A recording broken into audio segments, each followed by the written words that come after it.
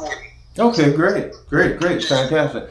All right, well, just hit me off, keep me abreast, let me know what's going on. Okay, cool. I just want to touch base with you. Okay, how's everything else going? All right? Yeah, good, man. Good, man. Good. Just, they working me like a one-armed slave at work, but, Yeah, well, you're better than most. You're better than most, bro. It just increased our work exponentially, and just trying to get adjusted to that. Sure, acclimate yourself to it. Well, you can do the heavy lifting, bro. I know you. Yeah. Well, we're in a new era now, bro, ain't we? Yeah. Okay, look, I got a production that I'm getting ready to run, so I'm gonna hit you back, or we'll get back with one another. Keep me posted on that, all right? I will, man. Thank you. Okay, take care. Peace and love. Good day. I'm Jonathan Bay, and this is Moorish Directory. More Talk. This is episode 12, and what we're going to do, the reason I'm not wearing my fez, and excuse the conversation in the beginning of it, but I wanted to let you know that this talk is relatively informal, but extremely important. Okay. You just saw me walk through the door, coming from my residence, from my home, into one of the 3 rooms in the production facility, multimedia audio production facility, Track Crafters, of course, 100% Moorish owned and operated. And so it's very convenient for me to leave home and get to work. And wanted to show you somewhat of the environment in a less highly produced manner, so that we can somehow have an atmosphere that is congenial, conversational, comfortable, because I would like to provide some information that all Moors should be aware of, but I want to do so within this environment that is going to be more cohesive and profitable to convey the information in a manner in which you may hang in there and pay attention and benefit from. So at any point during your viewing of this conversation, matter of fact, I might even suggest that you pause it right now. Go ahead and get your paper and your pencil and go ahead and begin taking notes on what is about to be conveyed. Now, the reason I'm not wearing my fez is because it is not formal or ecclesiastic in nature, but I am wearing the cap that I usually wear when I'm here in the studio. And I'll show you the front and the back. Okay. Now, the reason I wear this is to keep myself mindful of what I feel is, in my opinion, an extremely important attribute and virtue: patience.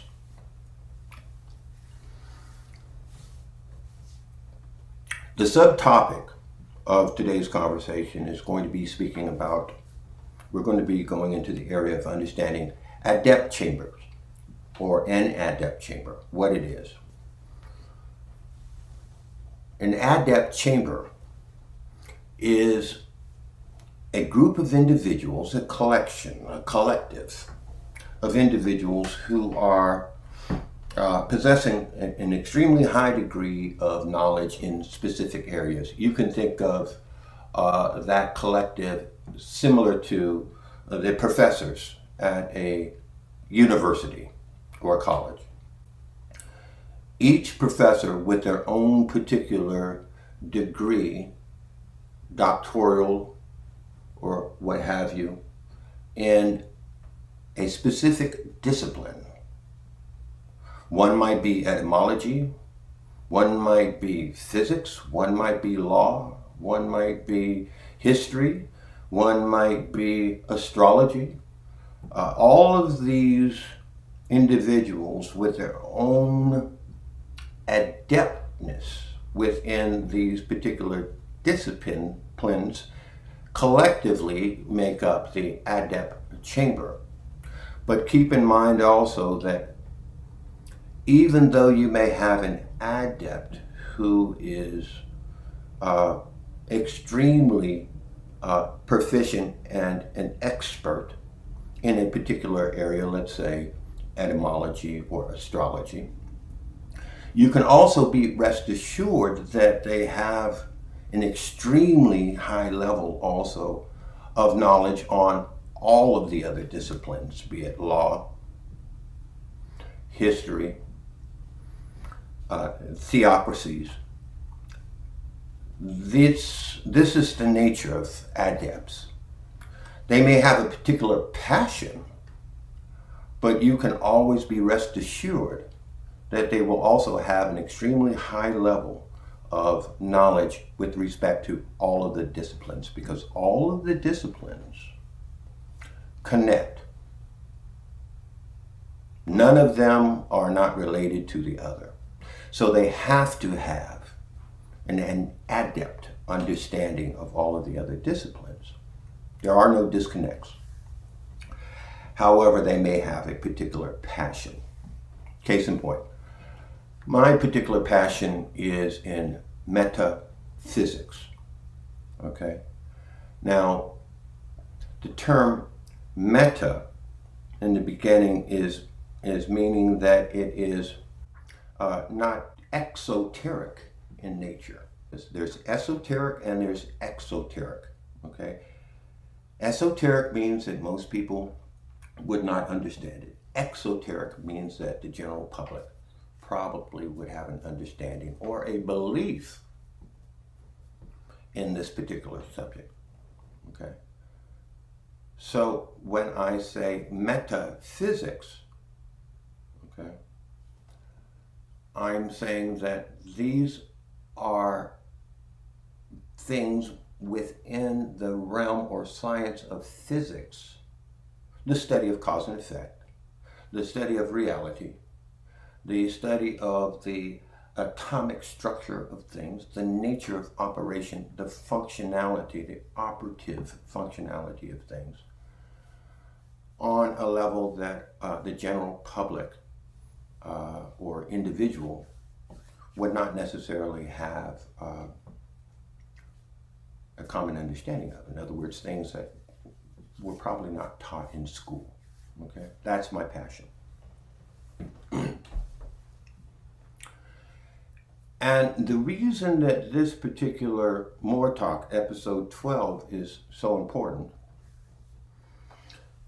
and one of the reasons that, first of all, one of the reasons that I'm recording this is because I've been receiving a lot of phone calls in which, unfortunately, I'm finding myself having a very similar conversation, long conversation, with an individual or a group of individuals, or I might get a call to ask to be on a particular blog talk radio program or a phone conference or things of that nature. This, for prosperity, I'll be able to refer people to this particular episode instead of having the same conversation.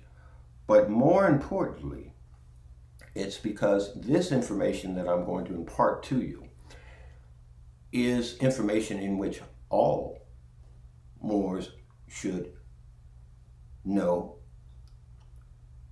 And unfortunately, there are not enough places in order for you all to receive this information. What I'm going to provide is some of the information that you should be receiving in the Moorish science temples, or from your sheikhs, or those that profess to be your adept elders. But unfortunately, that's not occurring. So we need to have a means and mechanism by which to get the information out there, because the information is what is important, not the individual providing it. This isn't about me. This is about you. Okay? Now let's talk just a little bit, go ahead and before we get into that, I want to let you know, and as I said earlier, in my opinion, patience is a virtue. And I'm going to pull up here on the computer screen to show you all that there has been a great deal going on over the course of the last few months, expanding and fortifying our Moorish American community's infrastructure. If you go to Google and you type in, let's say, Google Play,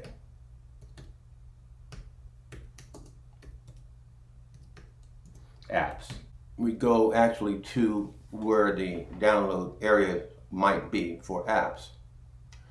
What you do is you go down to, I think we could probably just start from here and simply type in more and click the search command, and you'll see here the More app. Okay, and you can download this to your phone, and in it it's going to give you immediate access to many of the more substantial websites within our infrastructure. RV Bay Publications, Sister Annie Edel's site. You're going to have access to the Moorish directory, all at a push of your finger. But there's a lot in there. This is not an advertisement for that, but this is to let you know that there are resources in our community that are part of the infrastructure that are being created for your benefit, free for you. Okay, this is not, of course it's something of value. Don't simply think that because something has been created for you and it's free that it's not of value. We could have easily put a price on this that would be worthy of the technology, but it's more important that you have it. Okay, so you can get this from Google Play, or you could go to the App Store, Apple. We have it there as well. You know, we pay fees to keep it online and available for you to have free. Okay. Another matter that's been going on. Let's go there. We're going to type in activemoors.com.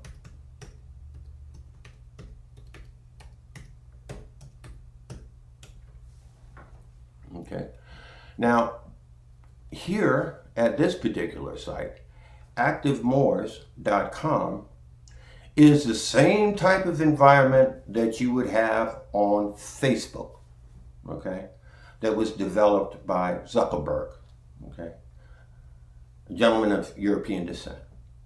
This activemoors.com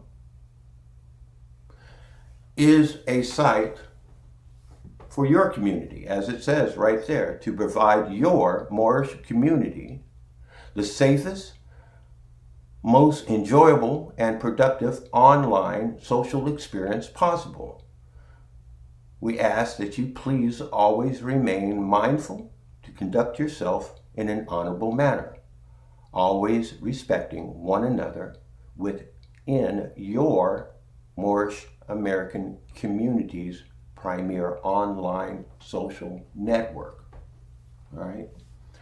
There'll be a place in which you can go and find Moors in your local area, so you're not feeling as though you are an island, isolated. So what we're putting in there, and what will be in there within the next week, is for every region, state, hamlet, and town, we're going to have an area in which you can go to and meet up with other Moors in your local area. This is free as well.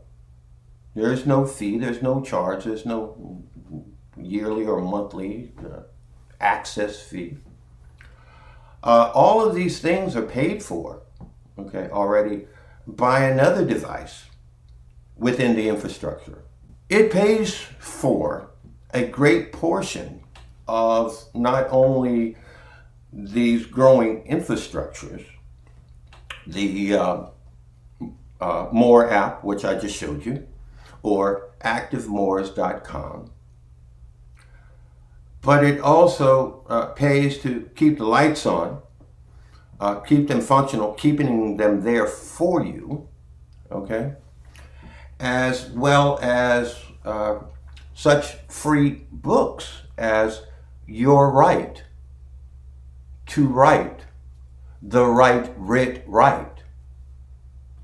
Now, that book is in a PDF form, and it has technology within it that allows for you, as you're reading, if you don't understand something, you can hover over a word. It'll give you the definition of the word. You can click on it and you can find out about the history of that particular section of information that you're reading.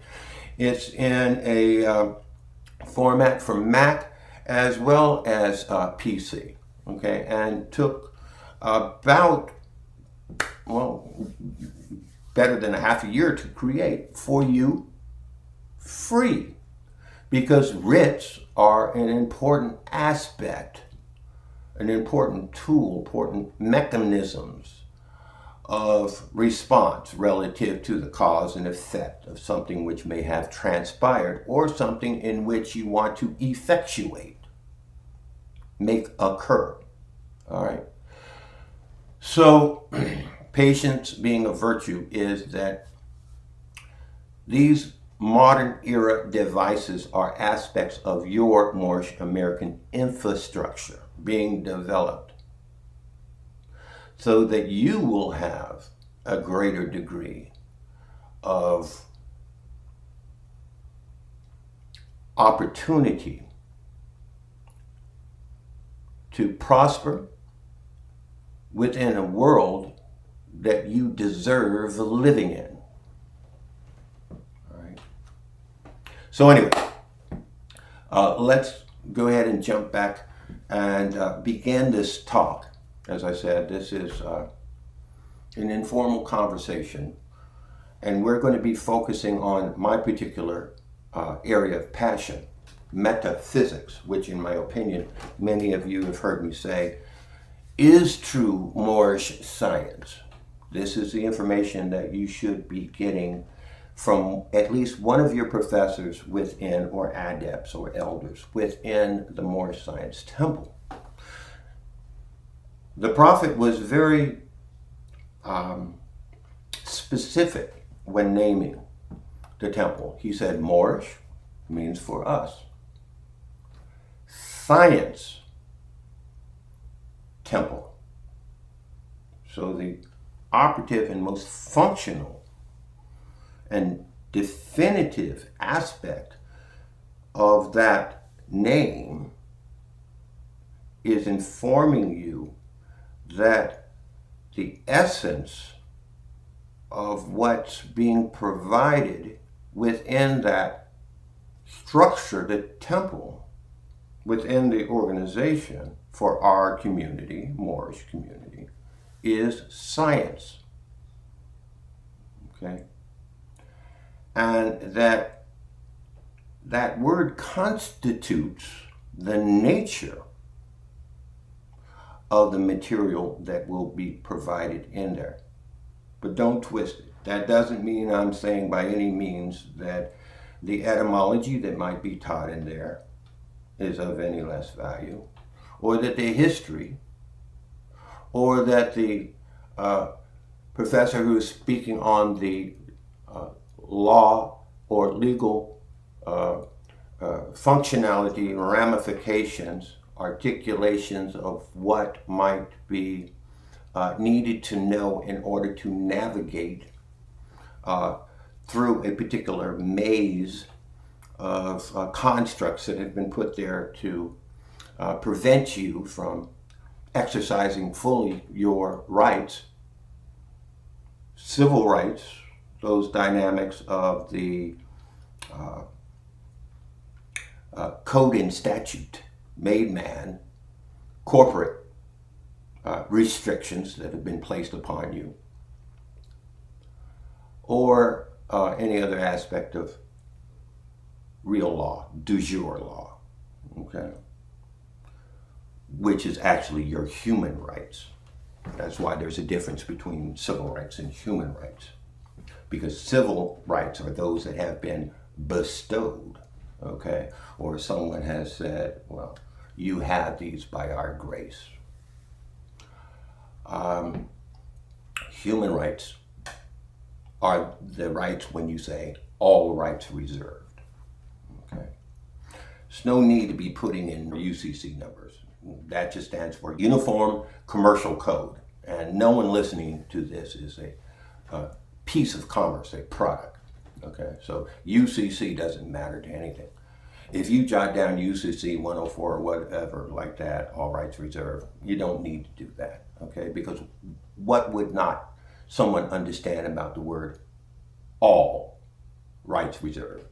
So that's all you need to put, all rights reserved. You don't have to be specific, especially about a commerce code, okay? When you say all rights reserved, you're talking about your God-given, inalienable human rights to exist, right to life, okay? Freedom.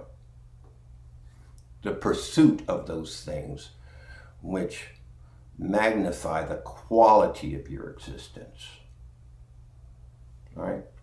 So I don't want to get too hung up in that.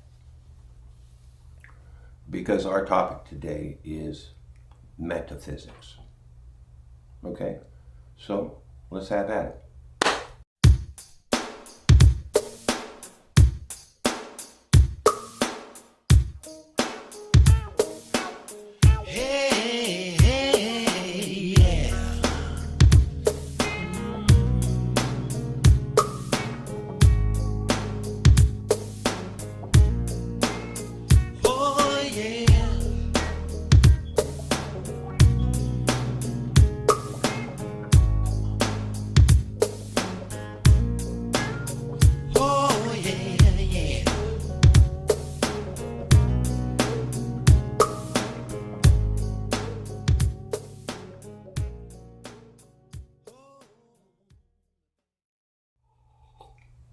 Welcome back. I'm Jonathan Bay, and this is More Talk, episode 12. Now, as I had said a little bit earlier, this is going to be a little less formal than some of the other More Talks. And the subject is metaphysics. However, we need to speak in the terms of physics to help one to appreciate the dynamics of the meta aspect of physics. It's also important to know that one cannot know these things to be fact unless one experiences the meta aspect of physics, which takes years of practice.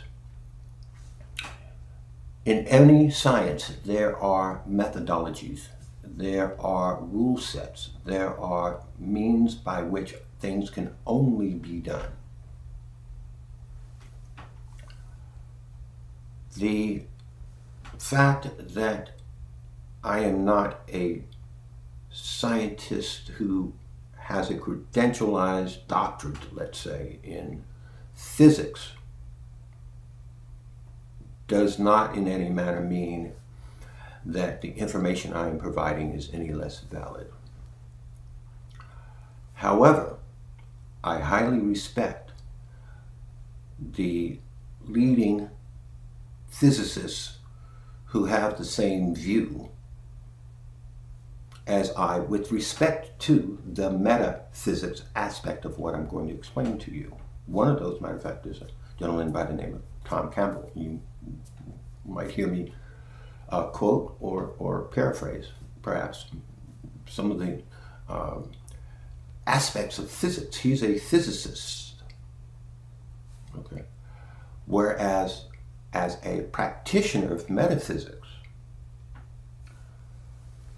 the knowledge that I have acquired over the course of decades comes from practice and becoming a practitioner of metaphysics. If I speak of something which is biological in nature, dealing with the objective realm,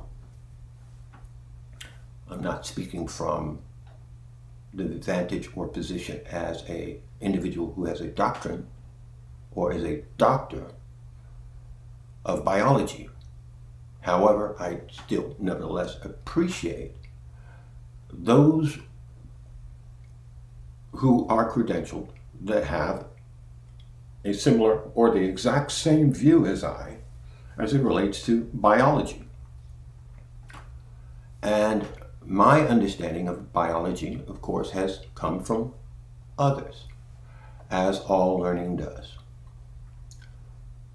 Be it your teacher or be it your own research, independent research. As I said, it can be in the realm of academia or self-learning. It doesn't matter what's important or the source where you're receiving it. As long as it's a valid source and the information that you receive, you do your absolute best to verify it. Even me. Don't take my word for it. Research it. After you hear what I have to say, go out there and get into it if you have an interest to do so. You'll find that what I'm saying, of course, is true. And is also, as I mentioned earlier, an aspect of the material that should be taught within one of the classes of by professors, knowledgeable ones within the Moorish Science Temple. Those that have followed More Talk for some time, you've heard me for years and years on my soapbox, harping over and over again that it is of my opinion and belief, and I feel knowledge, which is knowing what was alleged or previously spoken, as well as my own personal experiences in the metaphysical realms that provide me with that knowledge. I have said in this objective realm, this perceived reality, that the uplifting of fallen humanity will not be effectuated by by us through the objective realm, but will be effectuated through the subjective realm by us. All right, so as I said, if you have something to write with or paper to write on, now is a good time to start applying it, because you'll want to take notes. And stop this if you need to and go back and listen again if needed. But it's important that you get this information. And as I said again, this is one of the aspects of things that should be most definitely being taught to our children within various realms of academia, as well as within our own Moorish Science Temple, Moorish Science Temple, because we are talking science here. Now again, the objective realm, which deals with cause and effect of the perceived reality objective world where objects exist, is a derivative of that which has come out of the subjective realm, which is consciousness-based reality. All is mind. All right? So let's begin and hang in there. Stick through the minutia and you'll understand. Okay? So, all right, here we go. As it turns out, consciousness is is the deepest root of physics. That's where it all begins. Consciousness is the super system It's the big picture. So if we start with consciousness, from there on, you have just two assumptions: that consciousness is, that it exists, and evolution exists. And by evolution, we mean a very generic type of evolution, that large, complex systems that are self-changing will change for their own benefit. Okay, that's kind of the idea of evolution. So if you start with those two assumptions, all of the rest you can derive. From there, you can derive not only our local perceived reality, you can derive the nature and the basic facts and physics of reality, and the why. Why is it here? Why are we here? What's the point? Okay. You can then go on to develop the physics from those two assumptions.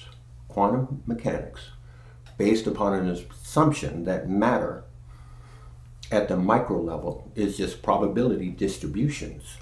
And as it turns out, matter at the macro level, physical higher level, we can see, and it works the same way as it does in the micro and macro level, are exactly the same as far as operation goes. You can derive relativity, which is based on one central fact, and that is that the speed of light is a constant. It's represented by the letter c. Okay, it doesn't matter the velocity at the source. The light from that source always travels at the same speed. It's a constant called c. And from that fact, special relativity falls out as just algebra. And then general relativity falls out of that spectrum as well. The reason that you see the changing in the lighting and perhaps a bit of my positioning is that I had to change computers. So the time difference as well as the lens difference is making that difference. I was recognizing that the system that I was using that was here, this is a new system now, or not a new system, but a different device. The other one was not as powerful as this one. So it might even look a bit clearer, I'll find out later, but I had to take the time to render out the other one to make sure that I wasn't going to lose any data, and then take a look at it, make sure that everything was in place, and then go ahead and reconnect this one and begin again. So apologize for that, but I just didn't want, there to be a big change and then wondering what went on. So, but I'm going to try to go back to where I was. And we were talking about constants and the extrapolations of information and how we could come to certain assumptions and understandings based upon these constants. And that constant was c. Okay, and that's a key piece of knowledge, that c is a constant, and it was a big mystery, like, well, why should particles be distribution possibilities? Well, it's better to understand that when you recognize that this is a virtual objective reality, okay, a simulation that works by what's called a delta t, a very small period of time, which, like in computer games, updates itself. A very small number. It's like 10 to the minus 0.343 seconds. Very small increment. Very fast turnaround. Okay. I think it would be 30 some order of magnitude smaller than we can measure. Very, very small increment of time called delta t. So in a delta t, one delta t, you can move one piece of matter from this spot to this spot, to the next adjacent spot. But that's as fast as matter can move, because that's how fast it can move. It can have to move at the constant, which is the speed of light. Okay, that's the measuring point, is speed of light. That's how we measure time. Okay, and how many delta t's can move within, like frames through a picture frame in the cinema. Okay, I wanted you to pause here to marinate on a concept. Okay, envision, if you will. You're in a totally blank room. A background, let's say that the background is just white, and the floor is white, and there's nothing in the space except for you. Okay? You're the only thing that's in the environment, nothing else other than white light, let's say. Okay? Think of the movie Matrix, when Neo was taken by Orpheus to a location when he was explaining the Matrix to him. And it was blank. That's where he, said, this is the Matrix. And then he, pulled up a bunch of racks of things, machine guns on racks and racks and racks, okay, that just kind of came in. Okay. So think of it as an empty space like that, and it's just you, the individual, in this vast emptiness, standing there in a totally white room, okay, just for your own visualization. And then what appears in front of you is, let's say, like a screen door, okay, or a door made out of plastic, something similar to the type of plastic that you would have in a movie projector, okay, almost clear, let's call it translucent, something you can see through. But on this doorway, okay, or this thin sheet of filament, you see an image, like a picture, like the separate pictures that would go through a movie projector. Okay, so you're looking through this one snapshot of time. That singular snapshot of reality at that moment, or perceived reality at that moment, that is on that piece of plastic about the size of a doorway, is called a delta T. That's how small the snapshot of time is in that picture that you took. It's not a moving picture, it's just a snapshot. That's a delta T. And then now envision that you're standing there and you're looking at this filament, this plastic, and you notice that there's now another to its right with another snapshot, just a little bit different than the one that was previously there to its left.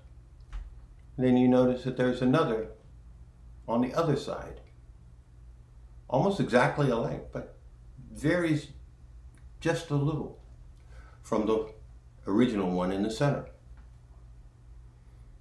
And then you realize that you began with one, and then you had another and another, and then another and another, and another and another, until you were encircled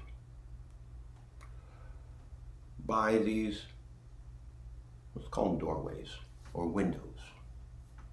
Okay, just clear sheets or filaments, snapshots, delta T's, snapshots of time in very small incremental periods. And then you realize that the first one, now it appears as if there's another one behind it, and then behind it, and behind it, and behind it, and behind it. And the same is true with all of the other filaments that are now encircling you. So you have all of these different snapshots of time, all of these various delta T's, and you're in the center. Perfect circle. And behind each one of the delta T's is another, and then another, and another, extending as far as the eye can see. And the first delta T is a snapshot of time at that moment, and the one behind it is a snapshot of time, a delta t later. And then the next one is a snapshot of time, a delta t later than the previous, and on and on and on and on. So, if you move through like light, which is the constant, traveling at the speed of light through these images, it would, to your perception, be perceived as time moving and things occurring. But it's not a one-dimensional, it's multi-dimensional, two-dimensional in its makeup. So now you feel as though you are in an environment. It might just be an environment where you're sitting in a chair. You're not moving, you're not walking, but you're just sitting there. But time is passing as you're sitting there. The delta T's are streaming by you.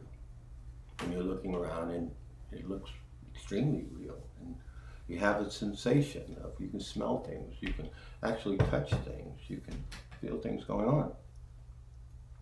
But you're just going in a straight line.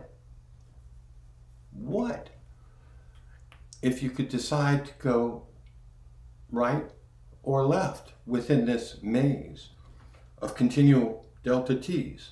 Well, you can, because that's called free will. And as your consciousness is traveling through these delta T's, or the delta T's are traveling and you are in a stagnant position, and you are moving and interacting in a manner in which you wish to through free will, that's going to be the determinant factor as to where you are within that field of consciousness or perceived reality. Okay. Those delta T's are the increments of time. Okay. But the filament itself are what you call collapsing probability waves. This might happen, or that might happen, or that might happen. But they do not occur until you reach that delta T. Which would mean they all have a probability of occurring depending upon how you wish to travel within it. And as you travel through that particular environment, perceived environment, doing the things you do, you are the cause of the effect, having these snapshots of time pass by as the situations that you are experiencing occur. And the reason they occur is because those are probability waves collapsing into reality. Right? That's an explanation of physics relative to how we perceive this reality.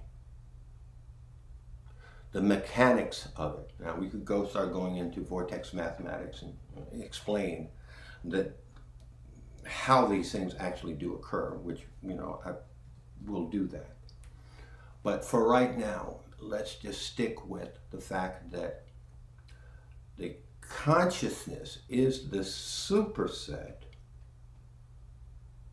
the true reality, and this classroom in which we, by our own volition and choice, placed ourselves into,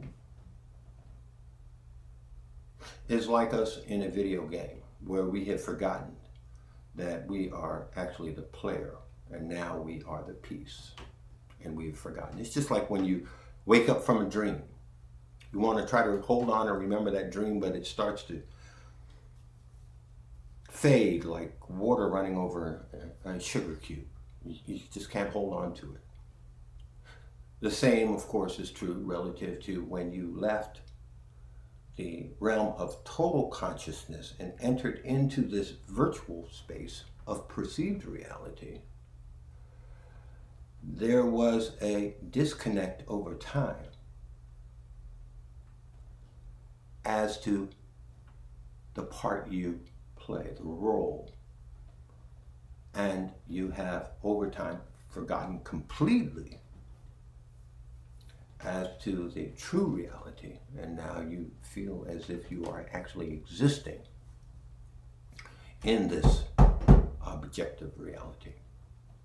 Okay, so anyway, sorry for the segue, but I needed to do that at least to explain a little bit more about the delta T's, how time operates relative to consciousness.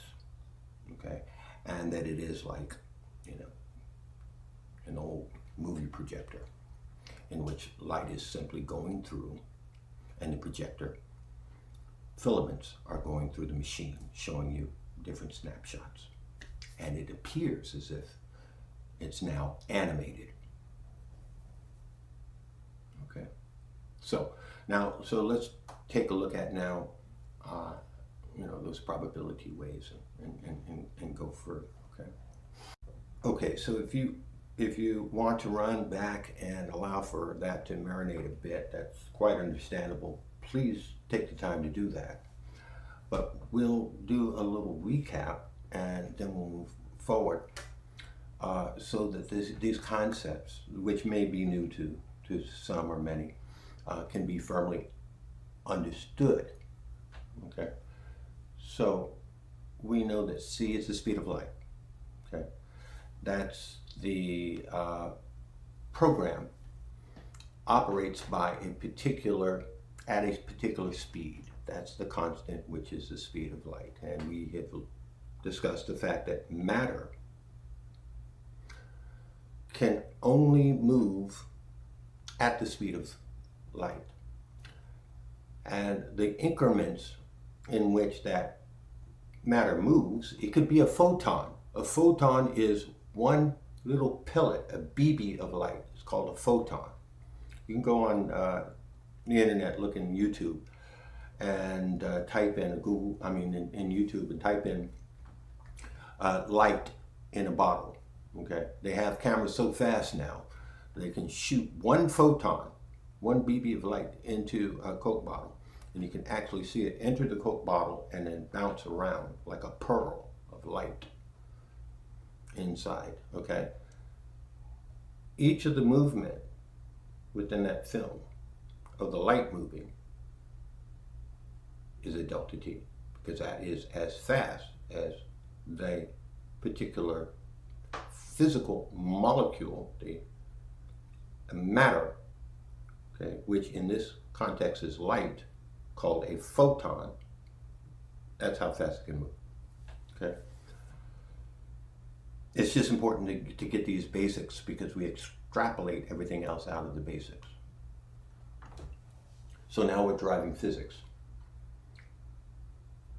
And, once you understand these basic ideas, what physics has done is they started working out the math without a clue as to why it should be like that. Why are particles probability waves, But we know if we make that assumption with these exercises that we'll get certain results, cause and effect. But they were always starting within the subset opposed to the superset. To know the why of the what, you have to start from the superset. Okay? And the superset is consciousness, a digital information field. And this is a virtual reality.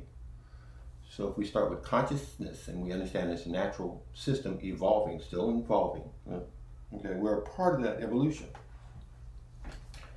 And then all the science, all the physics, the science, the biology, and the rest of it will start to come out as logical deductions. Okay?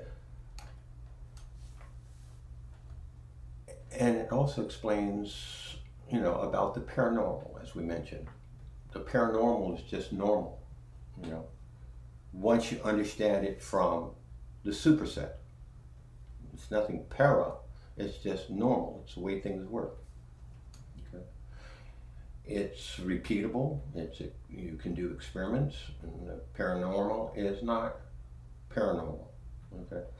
We know, you know, as stated previously in other videos as well, that placebo effect works. That's mind over matter. Okay, they may not know why. They're still working within the subset. May not know why it happens, but they know that if you do these things, you have control group and the rest of it, that you'll have people that will basically heal or cure themselves. That's mind over matter. And these things have been happening over centuries, and you know, it's considered as either mysteries or supernatural, but it's not that it's supernatural or paranormal. It's just so super that it's natural, you know, because it's natural, and that's super, but misunderstood by some.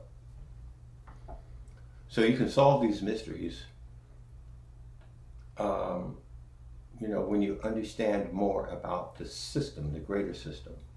It's like the Buddha, again, you know, in his spouting of poetry, he says, you know, reality is an illusion. Well, Einstein said the same thing, you know, row, row, row your boat, you know, life is but a dream. We could go on and on, okay, but it's all saying the same thing. And you have to understand that that dynamic, that field, that highly evolved consciousness is love. And we are in the process of evolving towards that. And when you understand how the mechanism operates, it all makes sense. Okay? And understanding that this virtual objective reality is not the only, there are others, okay, which you might consider as dimensional states, things of that matter, but they're just as real as this one, okay? So of course we have to also, you know, deal with when we're in the objective realm, we're going to have to be dealing with the biology of this. And biologists, you know, have to also look at the mechanical, if you will, aspect of, you know, many of them are trained in Newtonian physics. And things are based on those premises, okay? Chemical, physical relationships, okay? A cell is a composition of biochemicals, okay? And they viewed it just as a machine, so to speak. But the interesting thing about it is what they were teaching before is that the machine itself, they used to call it a reductionist system controlled by DNA. And they taught a thing called genetic determinism. Okay, that the genetic blueprints determine the fate of the character and the human.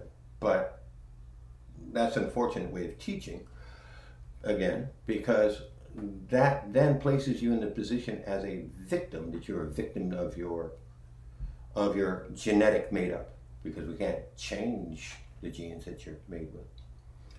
So they had been given an education, a belief system, a theocracy, believing that genes control us. But then by believing that, you're getting rid of your own self-empowerment. Okay. I can't take care of my own healing. Physician, heal thyself, so to speak, because they believe in something other than the fact that one can.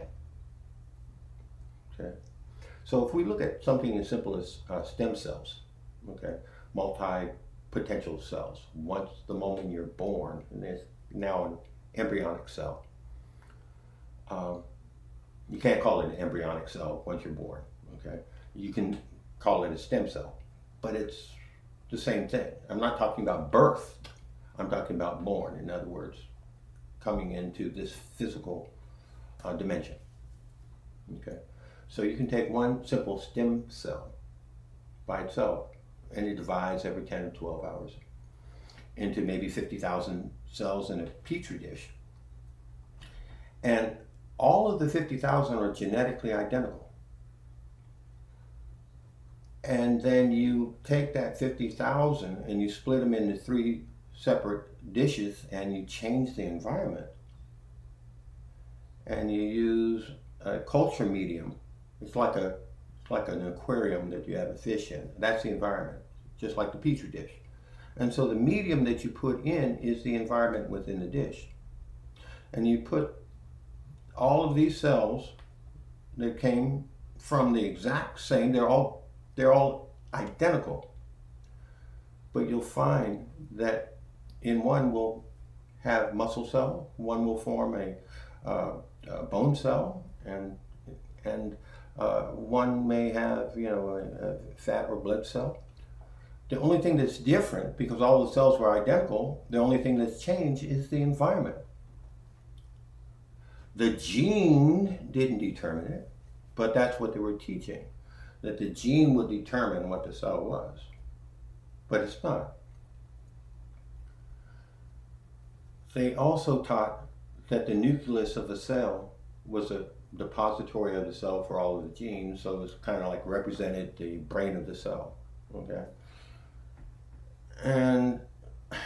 But that's not true. The nucleus is the gonad of the cell. It has blueprints. DNA doesn't have self-actualization. It doesn't turn on and turn off. It doesn't have its own free will. Okay.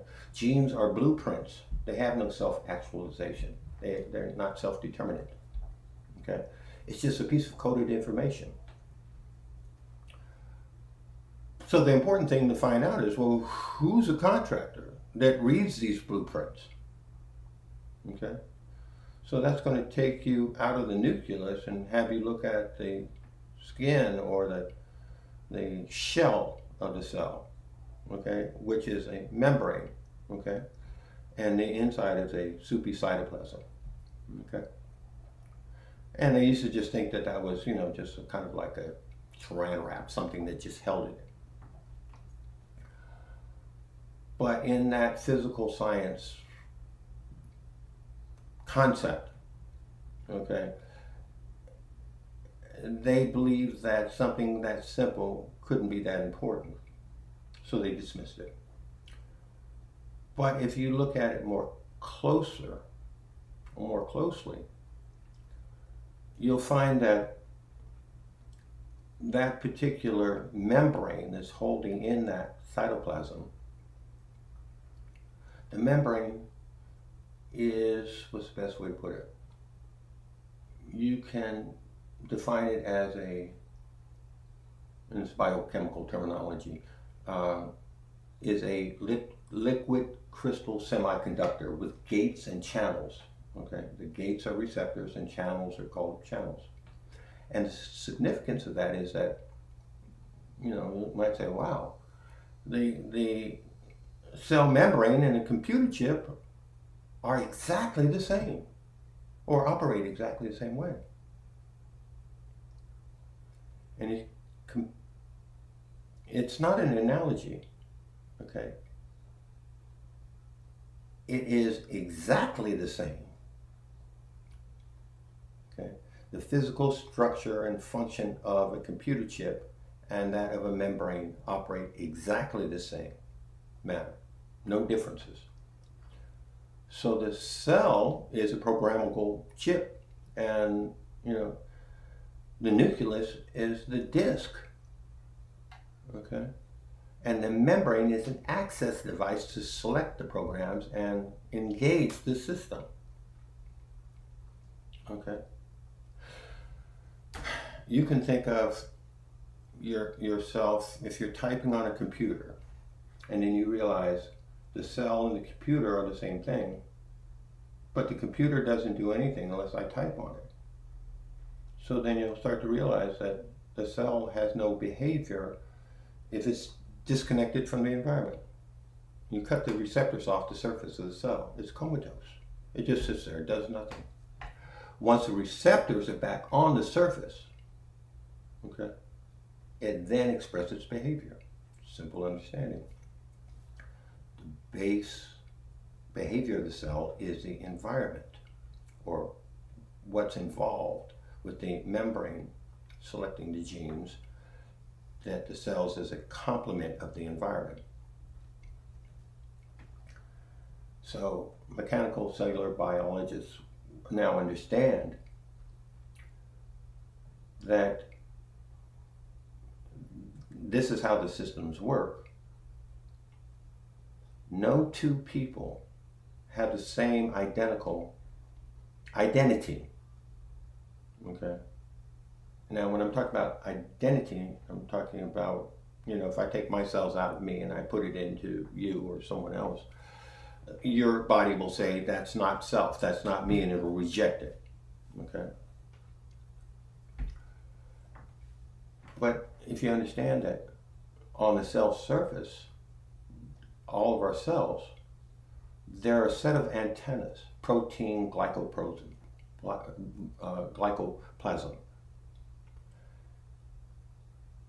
and a subset of those are called self-receptors. Self-receptors, that's actually what they're called. The self-receptors distinguish one identity from another. If you remove the self-receptors, the cell is generic. You can plant it into any person and attach their self-receptors to it. And then their body will say, oh, okay, self. And it won't reject the cells. Okay? So that helps us to appreciate that, the operation of the cell and cell transplant or organ transplant, and how they prepare these things by replacing the self-receptors. But these are just antennas. Okay? But they're not just physical molecules. Okay? Because they're missing the point. Receptors means they're receivers. They're receiving something from somewhere. It's receiving different bands of information from the environment coming into it. So if you think of it strictly, materialistic, if your identity is being picked up from the environment, and my cell is here, all my cells, it makes no difference of anything. Then you have to understand that my identity is being picked up and being played through this body, but myself is elsewhere. Okay? That the self is always immortal in the energy realm. The body comes and goes. Okay? Think of a rover that you send, a biologist once said this, Littman. You take a rover and you send it to Mars. Okay? It starts checking the environment, smell, taste, taking samples and rest, reading the environment. Okay? So the rover has these receptors to read the environment and pick up the information, the data. Okay? But the rover is not an isolated mechanism. It's being driven by someone back on Earth at NASA. And it's receiving information, it's not a one-way thing, and it's receiving information from the human back on Earth at NASA, and it does what it's doing and sends the information back to Earth. Okay. So it's just like we are Earth rovers, as Littman would say. because we are in this process of receiving data, what I smell, what I hear, what I see, what I taste, what I'm feeling, what I'm perceiving in this perceived reality. And that in turn is what I have, the information, all the information I have to discern and make sense out of this. Okay? So the spirit and the body are different. So why have both? Why both have a spirit and a body? Why not just be the spirit? But then you'd have to recognize that you wouldn't be able to enjoy a sunset. You wouldn't be able to enjoy a strawberry. You wouldn't be able to enjoy, kissing your sweetheart, making love. You would not be able to experience this in the same manner if you were not in a device that afforded you the ability to make sense out of this virtual reality. And it's by being in this matrix, so to speak, which is virtual, which is just consciousness, the subset, not the superset, but a perceived reality which moves at the speed of light, the constant c, in increments of time called delta t's. So now we're experiencing life. And in this classroom, learning those things that we need to in order to evolve within this greater evolving system towards love, towards the ultimate dynamic of love. And within this system, our system is not just Earth, it's the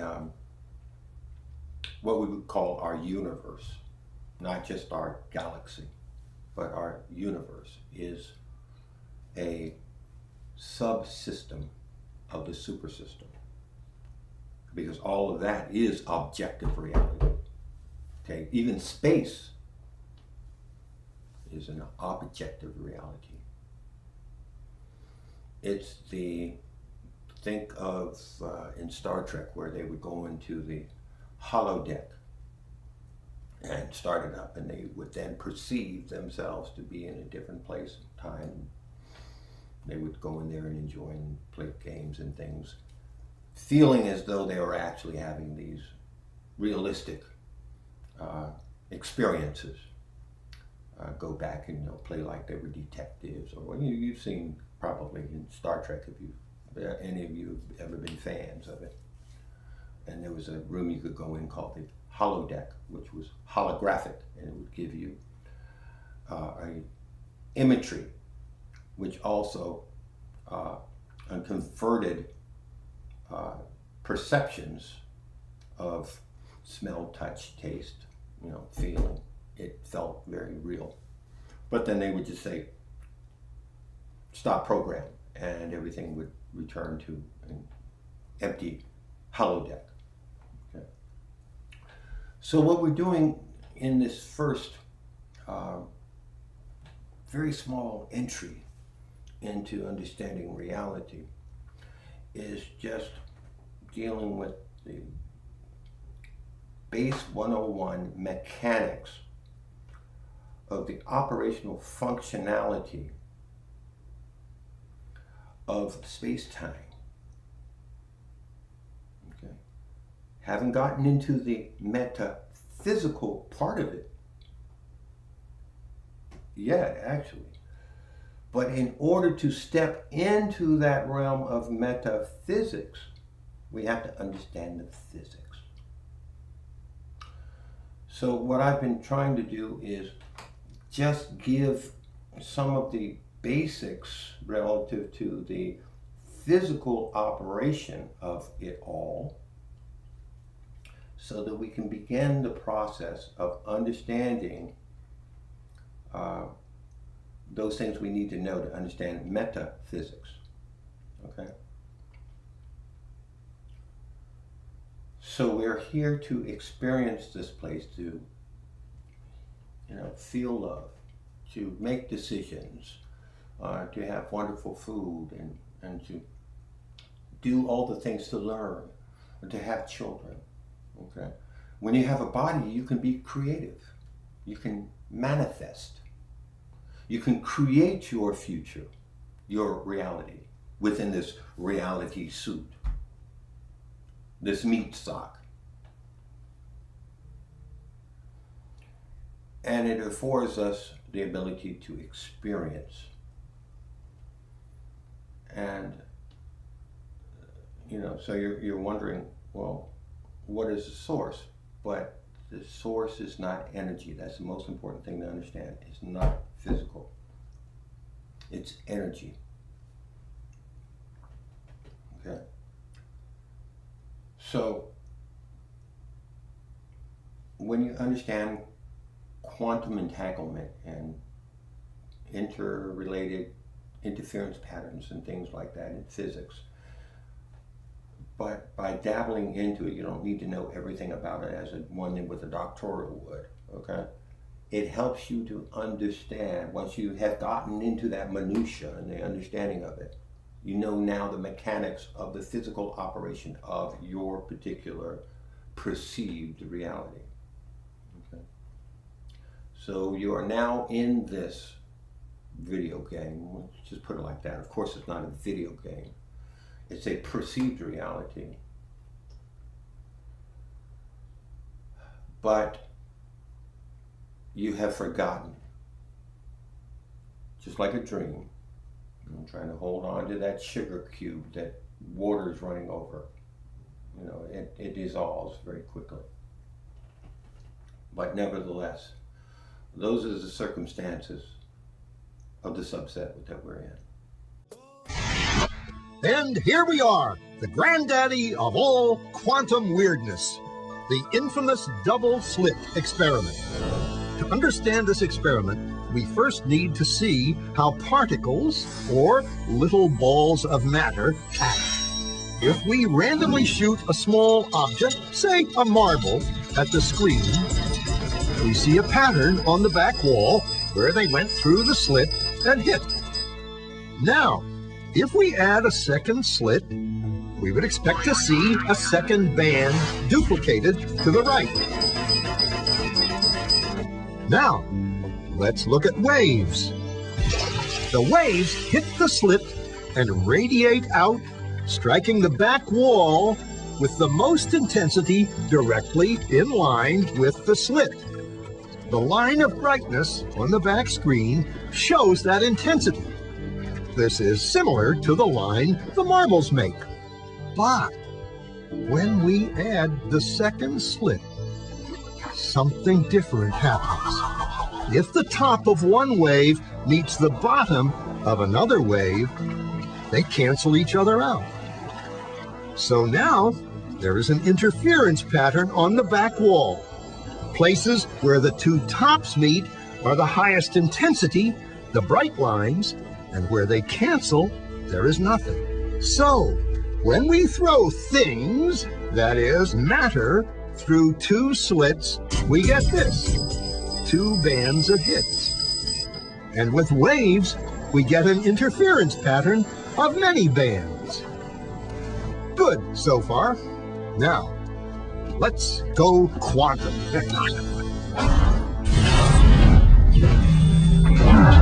An electron is a tiny, tiny bit of matter, like a tiny marble. Let's fire a stream through one slit. It behaves just like the marble, a single band. So, if we shoot these tiny bits through two slits, we should get, like the marbles, two bands. What?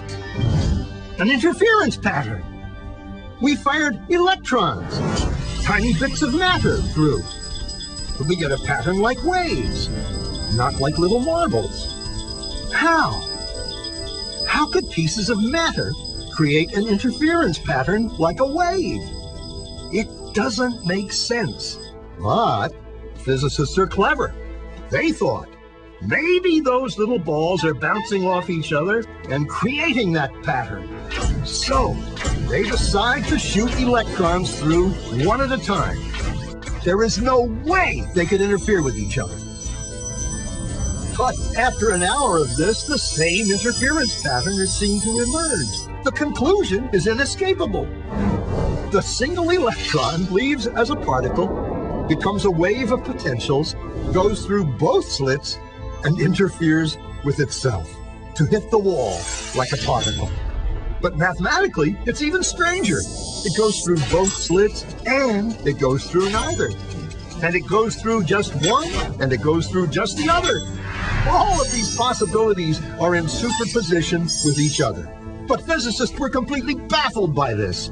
So they decided to peek and see which slit it actually goes through. They put a measuring device by one slit to see which one it went through and let it fly. But the quantum world is far more mysterious than they could have imagined. When they observed, the electron went back to behaving like a little marble. It produced a pattern of two bands, not an interference pattern of many. The very act of measuring or observing which slit it went through meant it only went through one, not both. The electron decided to act differently, as though it was aware it was being watched. And it was here that physicists stepped forever into the strange, never world of quantum events. What is matter? Marbles or waves? And waves of what? And what does an observer have to do with any of this? The observer collapsed the wave function simply by observing.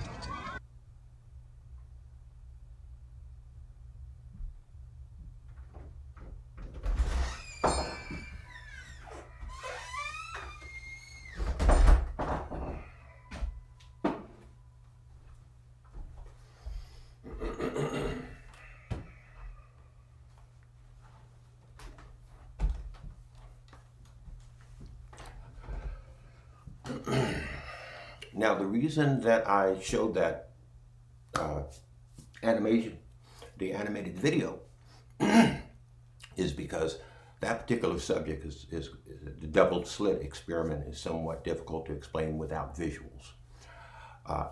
And what it was explaining was mind over matter. In the concept that it was the observer which influenced whether or not the marble or the matter was in the form of a pulse, which was a little marble, that's a pulse, which they sent through individually, or a wave, simply by the observance of the activity. Okay, so with that concept being more difficult to explain, I thought that an animation might serve the purpose of helping those who might, through a verbal explanation only, not be able to understand it as well as they would with a video presentation, the animated video. Okay, so now what we're going to do is we're going to talk about the metaphysical aspects of events, and that is relative also to waves, because waves, as we had said in the previous first part of this More Talk chapter 12, was also what determined when reality occurs. When we talked about the collapsing waves of probability, the probability wave collapse. Remember, we said that when you approach that particular filament or strip of time, that delta t, that it does not collapse into reality until you are at that point in the timeline. And as to whether or not it collapses or not is determined by your free will. Okay? So I'm going to ask you to consider the following. In this virtual reality, this perceived reality, one of the most important things to remember is that things are not always as you appear them to be, or as you believe them to be. All right? What affects the cause and effect of what occurs is not always what you believe it to be. Now, for part of the illustration regarding how reality manifests itself and comes to fruition, I'm going to use a subject that everyone is familiar with, 9/11. All right, this is a metaphysical aspect of 9/11. I'm going to start like this. Picture in your mind, if you will, someone pointing a gun, a handgun, at a mother's child. Well, if someone were to be pointing a gun at a mother's child, any mother in their right mind would do whatever they could within their ability immediately, without even thinking about it, to put themselves in between harm's way and their child. They would protect their baby without even thinking about it. There would be no time for fear or anything. The only thing that the mother is thinking about is protecting her child. So she'll move immediately to protect that baby. Now, I need to explain something called wave viscosity. Okay? If you look at a wave, you're going to have what they call troughs and peaks. Troughs and peaks.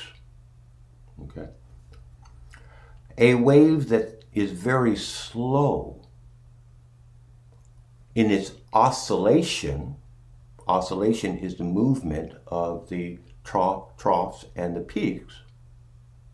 Just like a wave that you see on the top of, water. That's the water oscillating. If the peak is very high and the trough is very low, then that indicates that it is a viscous or slow energy wave. Now, viscous means thick. Okay? It's very, very slow. An example of an extremely slow energy wave of matter might be molasses running down a tree on a cold winter's day. It appears as if it is solid.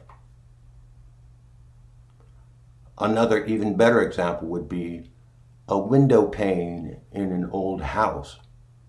If you go by a very old house, you'll notice that the windows are warped.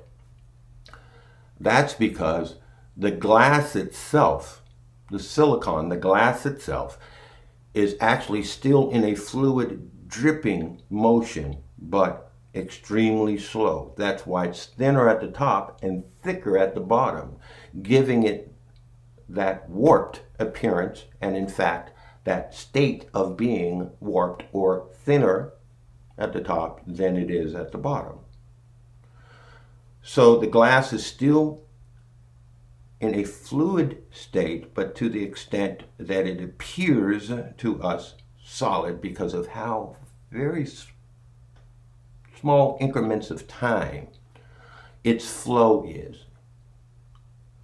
The fewer and fewer and fewer amounts of delta t's, increments of time. You'd have to wait a long time. You have to wait decades upon decades upon decades to see the effect of that viscosity, that thickness, okay? But it is still nevertheless in a fluid state. An example of a very fast wave would be not the high and low troughs, or the high peaks, but let's think about a laser beam, almost a straight line, okay? Light, intense laser beam, okay?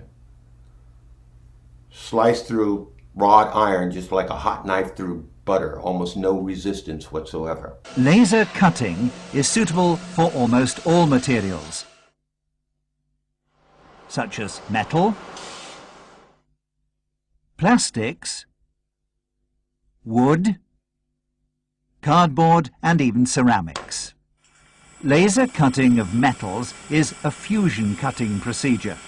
This means that the energy causes the material to melt, and an inert gas, or at least nitrogen, forces the melt out of the gap. This process achieves smooth, shiny edges and clean cuts with almost all metals, including aluminium, titanium, copper materials, nickel, tungsten, molybdenum, and cobalt.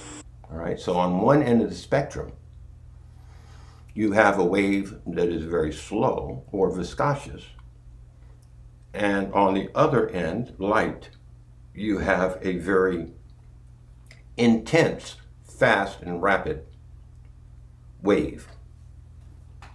Okay. So, when you are thinking about love and fear, those are polar opposites, polarities, one end and the other end. Love is a very intense wave.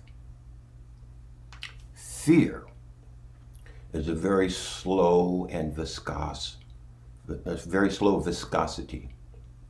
Okay? You've heard people say before, someone was petrified in their fear. They were frozen in their fear. These are all analogies that describe very well the nature of the viscosity of that emotion, energy in motion. Fear is a very, very, very slow dimension. I say dimension because all is mind. A state, a condition of the mind. Whereas love is just the opposite. So when you are asking someone the question, what is the difference between, what is the opposite of love?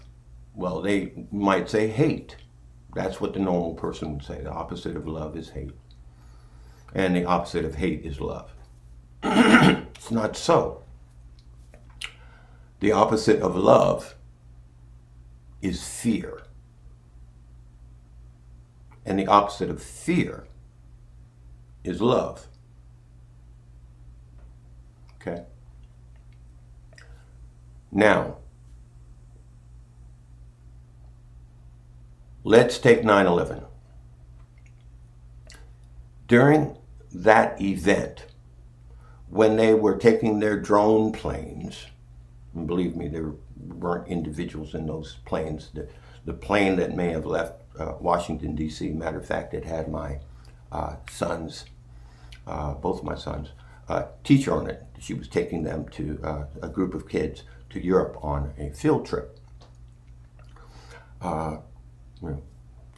Children from the so-called inner city that hadn't even ever left Washington, D.C. Lovely woman from Uganda. And she was taking them on a field trip. When that plane left, we don't know where they went, but they certainly did not circle back around and fly into the Pentagon. If they had, if that had occurred, I don't know if you've ever flown into Washington, D.C., but you literally have to do like this and do a loop-de-loop to fly into the Pentagon, because when you're taking off, you can literally look out of your window directly down on the Pentagon. And none of the light poles or anything were destroyed by a plane coming in. They were still standing. Go back and look at the videos and the rest. But there's a lot of things that we could get into relative to how another projectile hit that opposed to an airplane. The hole was too small for a plane and all other types of things. Go to a place called Pilots for 9/11. These particular pilots that have been in the business as professionals for 40, 50 years explain a lot about that, as well as the other maneuvers. Let's just go ahead for this purpose is recognize those were drones there at the Pentagon, as well as at in New York, the capital, the Empire State. Okay. All right. So back to our analogies. The 9/11 event occurring created a situation in which the hive mind, the collective consciousness of almost every individual on this planet was focused on that one event, on that hollow ground there at the location in the place we now call New York, okay, the Empire State. And that collective consciousness, in other words, every individual, what I call consciousness capsule. We are individualized capsules of consciousness, fractals of the greater all. Each individual focusing, be it by radio or by phone, TV, whatever you were viewing this thing, this event on, everyone was viewing it with intense horror, fear for their loved ones, fear for the people there, the empathy, the sympathy, the sadness, the horrificness of it, the horror of that event. Consciously, all the collective individual minds would be the hive mind of man's consciousness here on this planet. We're all focused on this one centralized event. That horror, that fear, these are very slow and viscous waves, petrified in our consciousness, focused on that one event of what was occurring. Thousands of people jumping out of windows and buildings falling that were never even hit by anything and things of this nature. And if you go and you read this document called the New American Century, you'll see that they had even talked about flying drones into buildings to create a situation in which the collective minds of people, individuals in this country would, go with that USA, go into that mindset that they said that they needed to create another Pearl Harbor-like event, which basically means being attacked on our own soil, to whip people up into a frenzy, to gin them up, okay? So that they would be able to make that footprint in what they call the Middle East, okay? As well as reset a thing called the clock of destiny. Okay, if you take a vector, okay, a vector would be like a B, like a V. Okay, let's look at a vector. Okay, if you take a V, let's go ahead and do that, and put a straight line through the V. Here's the V, and you put a straight line through it. The straight line represents time, delta T's, time going forward. The vector, left and right vectors, show the arc and angle of what time would take if not on its straight, unchanged course. And as you can see, the further and further away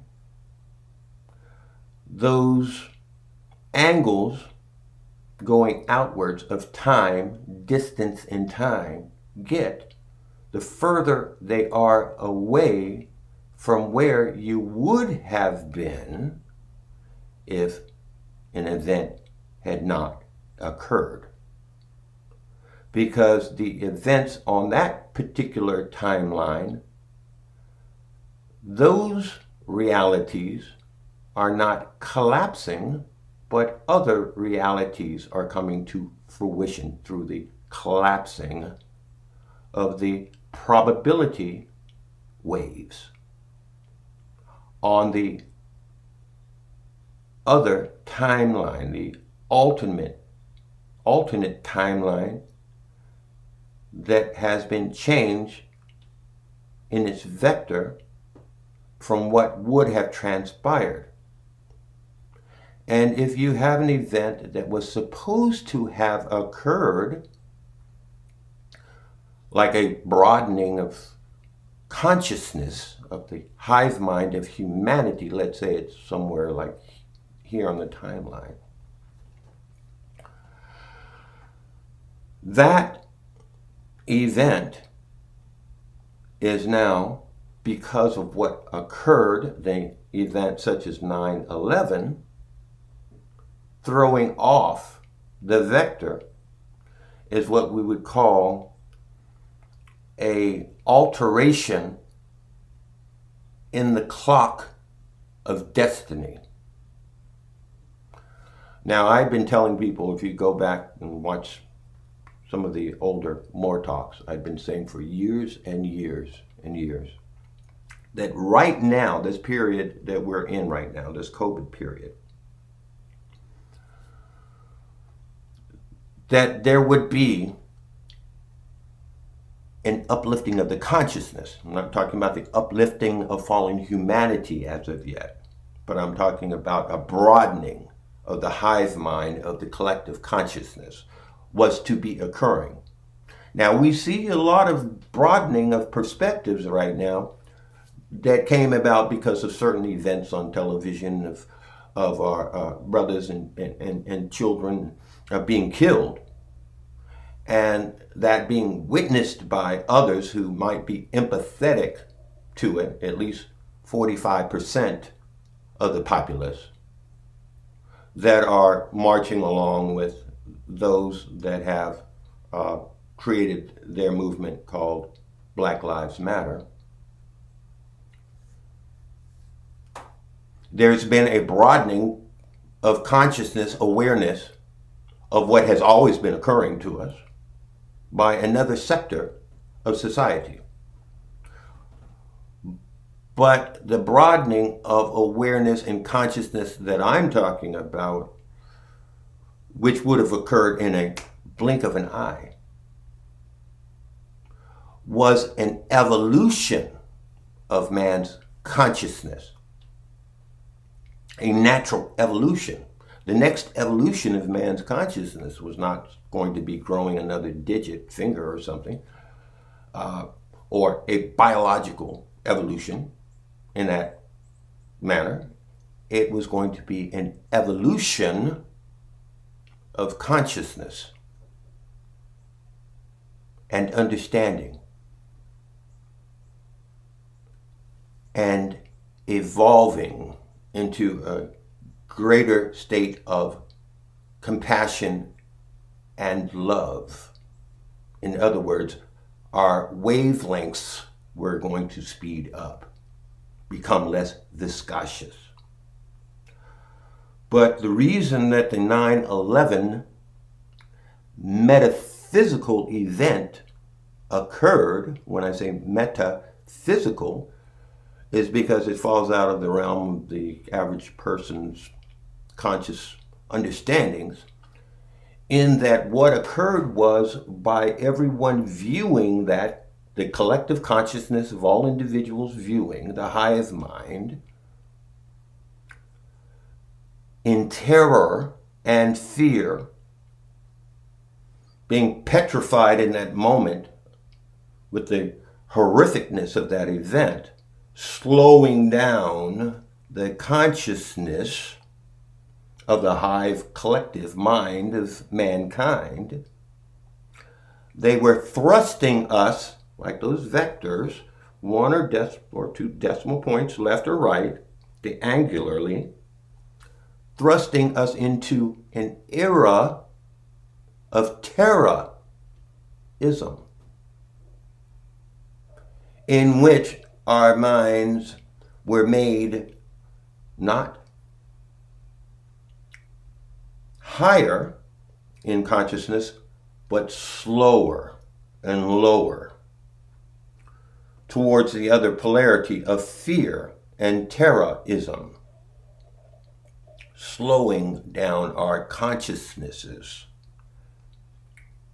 And the purpose of that is that there are those and particular entities and energies which cannot exist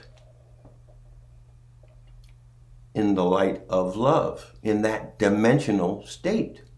As I said, that's a dimension. And knowing that they could not exist or do the things that they have been doing or wish to do, they would not be successful to do those things that they may wish to do, or even exist within that energy of love and higher state of consciousness. Self-preservation. So getting back to the original thing of the mother with the gun being pointed at her mother, at the mother's child. She immediately jumps in front of her child to protect her baby, to put herself in between harm's way and her child. Even if she had a moment to think about it, she wouldn't hesitate, because the mother's energy oscillates. There's an oscillation in her frequency, in which she dynamically, we're not talking about the physical body, we're talking about the actual energy of the spirit person, the more actual person, not the objective reality, okay? But the subjective reality of that individual consciousness capsule, the mother, oscillates into another dimension, which is love. See, love is not an emotion. It is energy in motion, but it's not a feeling. It is a dimensional state of consciousness. So that's a situation where the mother has now oscillated into a dimensional state of consciousness in which fear cannot exist. So, my explanation regarding the events of 9/11 and how that thrust us into an era of terrorism and changed events that would happen in the future. And of course, those are kept intact by, the creation of other type of, departmental things, such as Homeland Security and, police, Gestapo, no-knock warrants, and all types of things that are going on. Not just in this municipality and region, what they call the United States, but globally. This fear-based era in which we have been thrust into is one in which individuals are being more controlled or more malleable and controllable because of the fear factors, the cause and effect of events and situational circumstances. Okay? So always keep in mind that things are not always as they appear to be. And many of those things are metaphysical in nature. All right? So I wanted to talk there a moment about wavelengths and energies in a couple different ways, and remembering the occurrence of what transpired in the animated cartoon that we took a look at. These are all factors relative to our virtual reality or perceived reality or objective reality, which is that which comes out of or is birthed out of or comes into fruition from the subjective real reality. Now, for those of you that may not have seen the first part of this particular More Talk episode 12, I think it's entitled Adept Lesson 1. View that and then come back and view this again. It might even make more sense to you. Okay? I'm certain that it will. So let's take a look at a couple other things that are very important, because all of this ties together. Okay?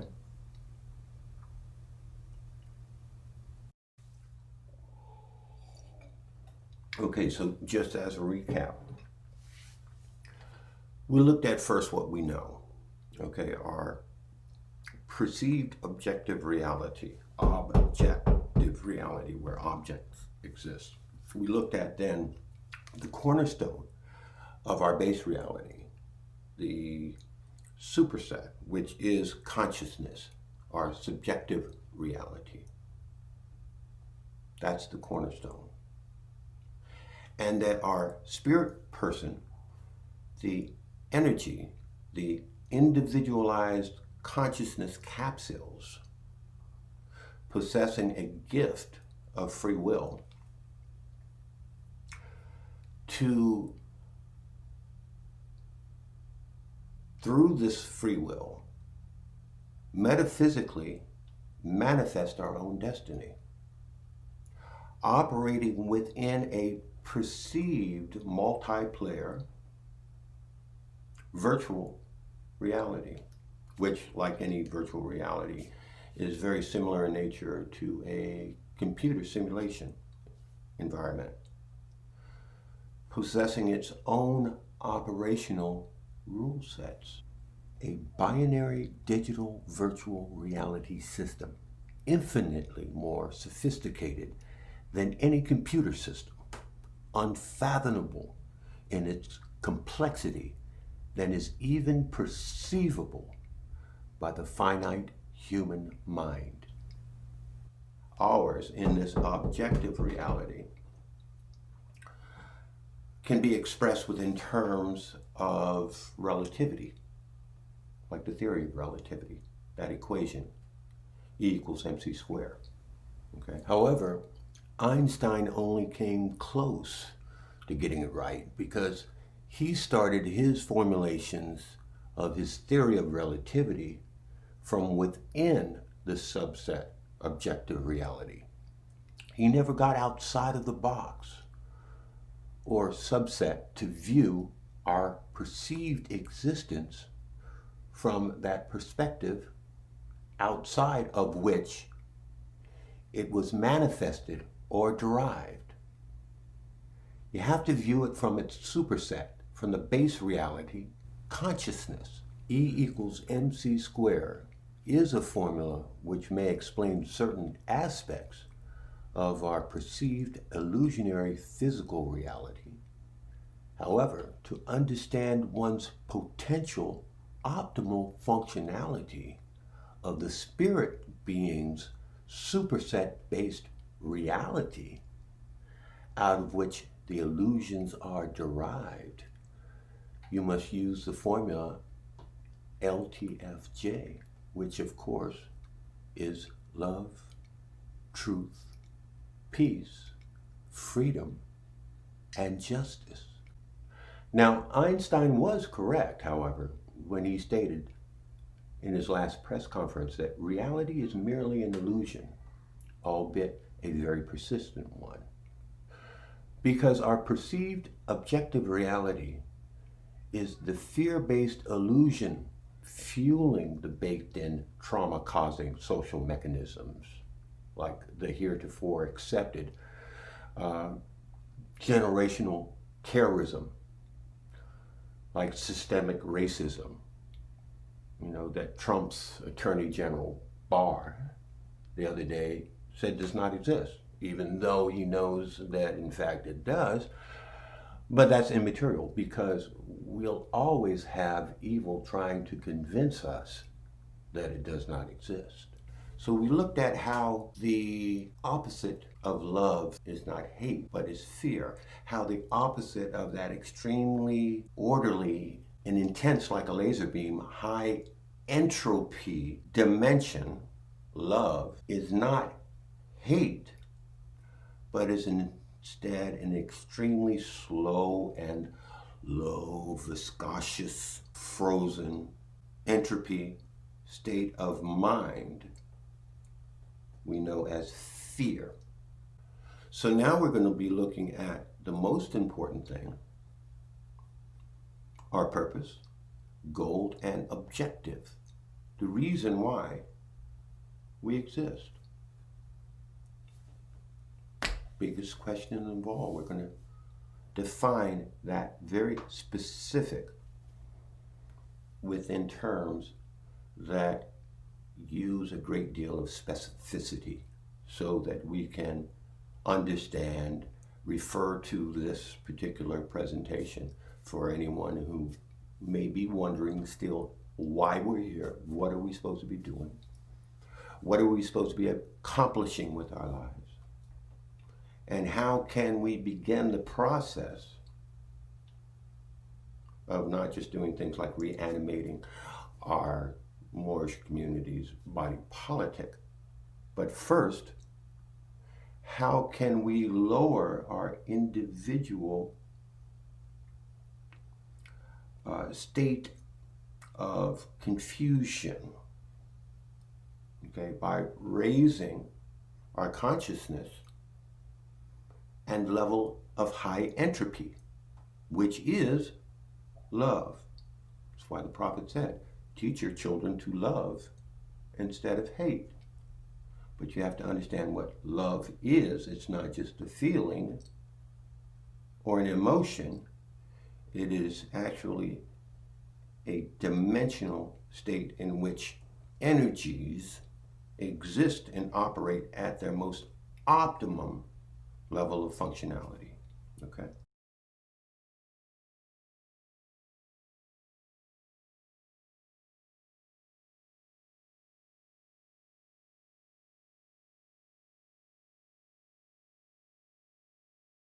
we are at the verge of recognizing that each human is a cell in the same organism to share the information of the billions of people on this planet. Just as if I went back and asked an amoeba, well, what do you think about space travel and computers and television sets? And the amoeba's like, it couldn't even be, there's nothing you could have conceived of as amoeba. But you put 50 trillion amoebas together and we have space exploration. Why? The manifestation of higher and higher levels of awareness. The drive in evolution is expanding that surface area, and the drive that we're at right now, and as Tom is emphasizing this, is information. More and more information, as much as we can get, which is then, the whole concept of taking the randomness out of things and putting the order into it, more and more order, more and more order, more and more order. And we are at a level now of recognizing we are at a very precarious situation. And the situation is this: if we gather more awareness and then come together in unity as humanity, we can survive and thrive. And with all that awareness, actually it is something called emergence. The concept of new things that arise out of the numbers coming together that you could never have seen in the individuals that were putting it together. So does that mean that the population crisis is not necessarily a crisis? No, it's not a crisis at all. As a matter of fact, the crisis is our lack of awareness. Let me correct that. We have the awareness. It's the lack of the distribution of that awareness to the masses that's the problem. The significance is very clear, is that, look, you got under your skin 50 trillion sentient beings. Every cell is the equivalent of a miniature human, has all of our functions fractal. Every function you show me in a human being, I'll show it to you in a single cell. It's already there. We can't do it if a cell can't do it. We're made out of cells. So the whole idea is that this fractal imagery is really telling us that the level is this. We have to come together with the awareness, the kind of bringing out of this new awareness that brings holism in, that brings love, as Tom talks about, as the fundamental drive to bring us together into that love of one humanity comprised of 7 billion cells, is the necessity of the information we need now. But we're operating from outdated, flawed scientific principles and created a culture. And Tom talked about this, the culture of what? Fear. I said, where the hell did you get the fear from? Darwinian theory. Darwinian theory said what? You're in a struggle for survival with a competition for fitness, and if you don't go out there and compete every day, you're going to be beaten into the ground and you're going to die. So everybody wakes up every day to get out there and fight in this world of I want for me, just as Tom said exactly the same thing. It's for me, it's for me, it's not for you. I need for my survival. You live in that fear, you generate the world we have now, competition, which is Darwinian.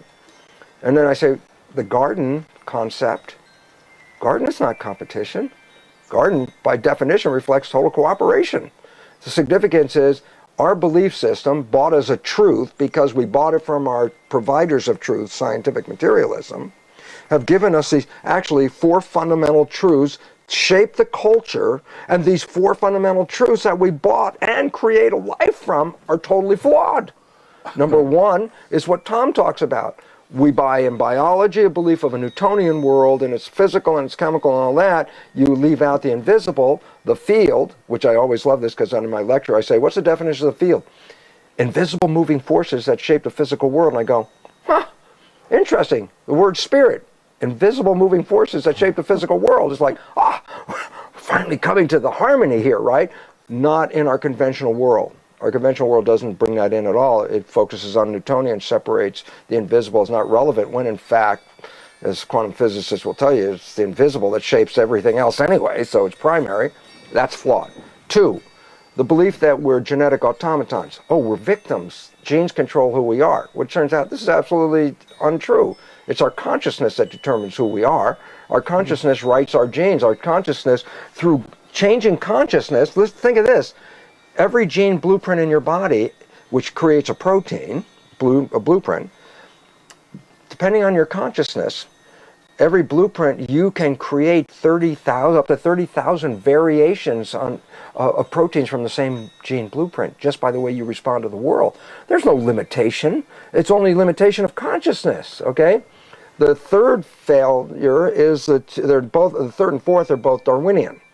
The third one, which we just mentioned, is Darwinian belief that life is a struggle for existence with a competition for fitness. It's like, nature doesn't give a damn about the fittest human being. I mean, if we had to go to court for nature because nature said, look, you're destroying my garden, and we go in there with a Darwinian law practicing agent who says, yeah, but look, I know they've been destroying all this, but they had Einstein, and they had Beethoven, and the judge would look at you and say, who gives a damn for the individuals? It's the mass of you that are destroying the planet.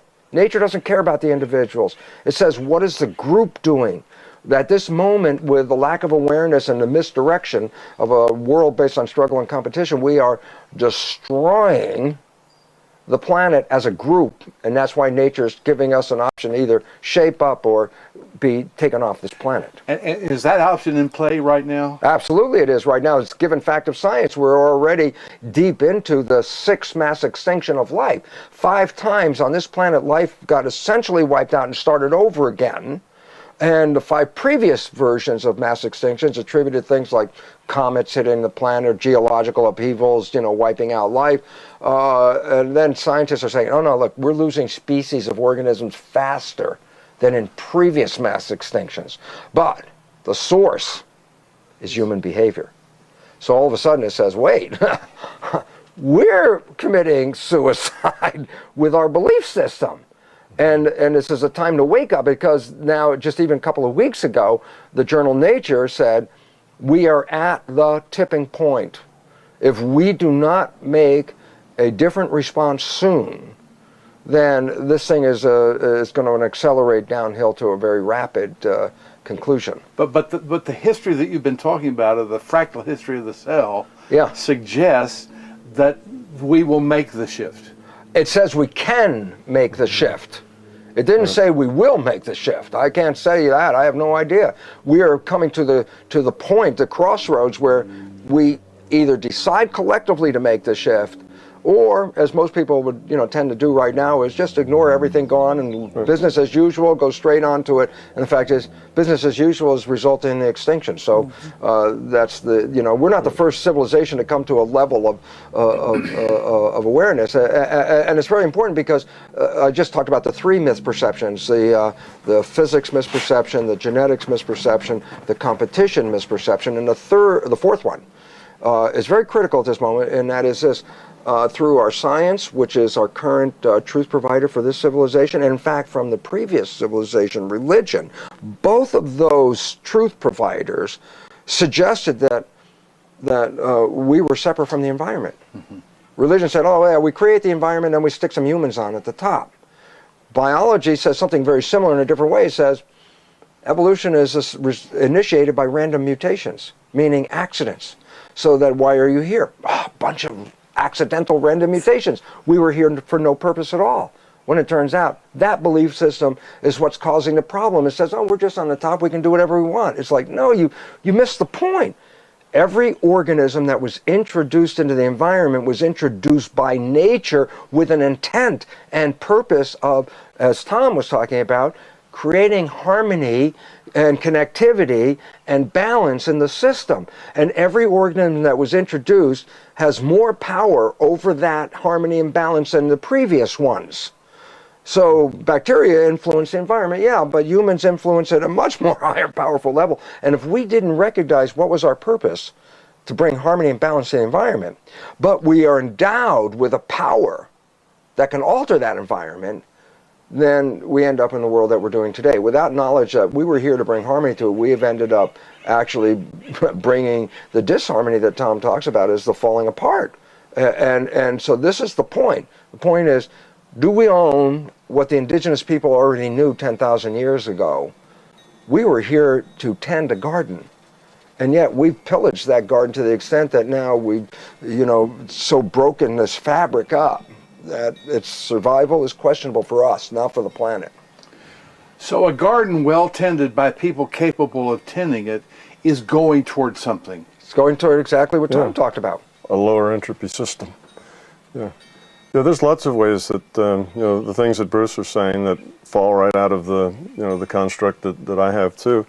In my books, I refer to reality as a process fractal. It's a consciousness evolution process fractal.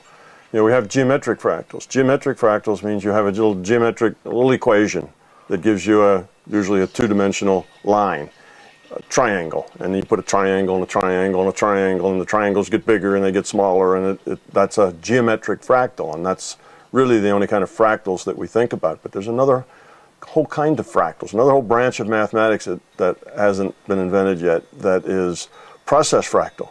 You have a simple process. This process is evolution.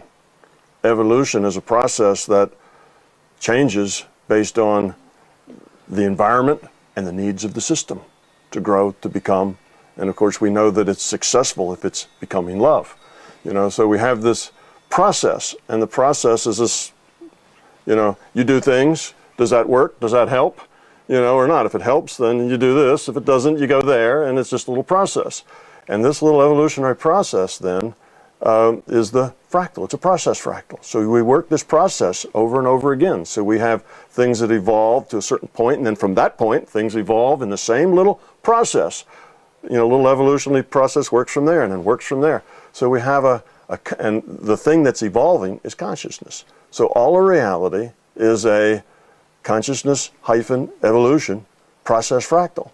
That's what makes it all.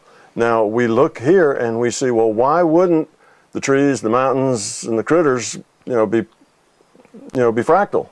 Why would this, why does fractal geometry work here? Well, that's simple. If you have a process fractal going on in the bigger system, you reduce that down to a virtual reality that is just 3D. Now you've reduced it down to a 3D set, and guess what? If you let these 3D shapes, or 2D shapes even, to make it from like your slice through it, triangles, whatever other simple shapes, right? You can build all this stuff up, and here it is. That kind of tells you that at the root of all this is information, right? I mean, that's the way information works. So yes, we have this consciousness evolution fractal that then produces a virtual reality, and this virtual reality is fractal in its nature. And look at the difference between the cells in our body and us, as you say, the cells in, say, a culture. We'll say a living culture is a thing, and it's got all these individual cells in it, which are people. Well, look at our body. You have all these different groups of cells, the heart, the liver, the lungs, the skin, the brain, all these things. And what are they doing? How are they interacting? It's a successful thing. Look how successful this biology is. Exactly. How are they interacting? Fear or love? Cooperative or destructive? Well, if it gets destructive, we call that disease, self-destructive. That's autoimmune disease. It's tearing itself apart. It's cancer. It's coming apart, you see. So we call that disease. As long as the communities are working together, now because we are sentient, and we're exchanging data and at the level we do, we call that love. Well, at that level, it's basically cooperation, helping.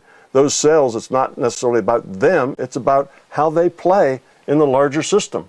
That's what they do. They take this enzyme and they pass it here, they take this adrenaline and produce it here and move it there, because that's what the system needs to get by. It's not because this little cell says, well, that's what I do and I'm going to make this adrenaline whether you want it or not, because this is my thing and the hell with the rest of you. I mean, the body doesn't work that way.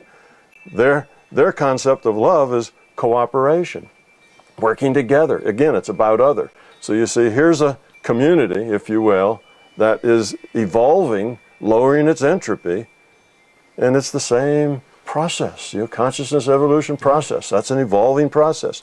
Well, here we are in community, call it culture, call it the world, call it the universe, and here we are evolving, and we are trying to learn this lesson of love, of cooperation, of it's about other, not about us, so that we form something healthy and not disease, right? We can look at, the metaphors work really well, however you want to look at it. Now let's say there are other Earths like things in this universe. Well, is each one of them like a cell in a bigger intergalactic organism? That would be And the next level. Do they have to learn to work together and to cooperate and whatever, or is it going to be, oh, it's all about me, you know, and to hell with you? And you see, it's attitude. So what's at the root of all of this is attitude. Well, what's attitude? It's your intent.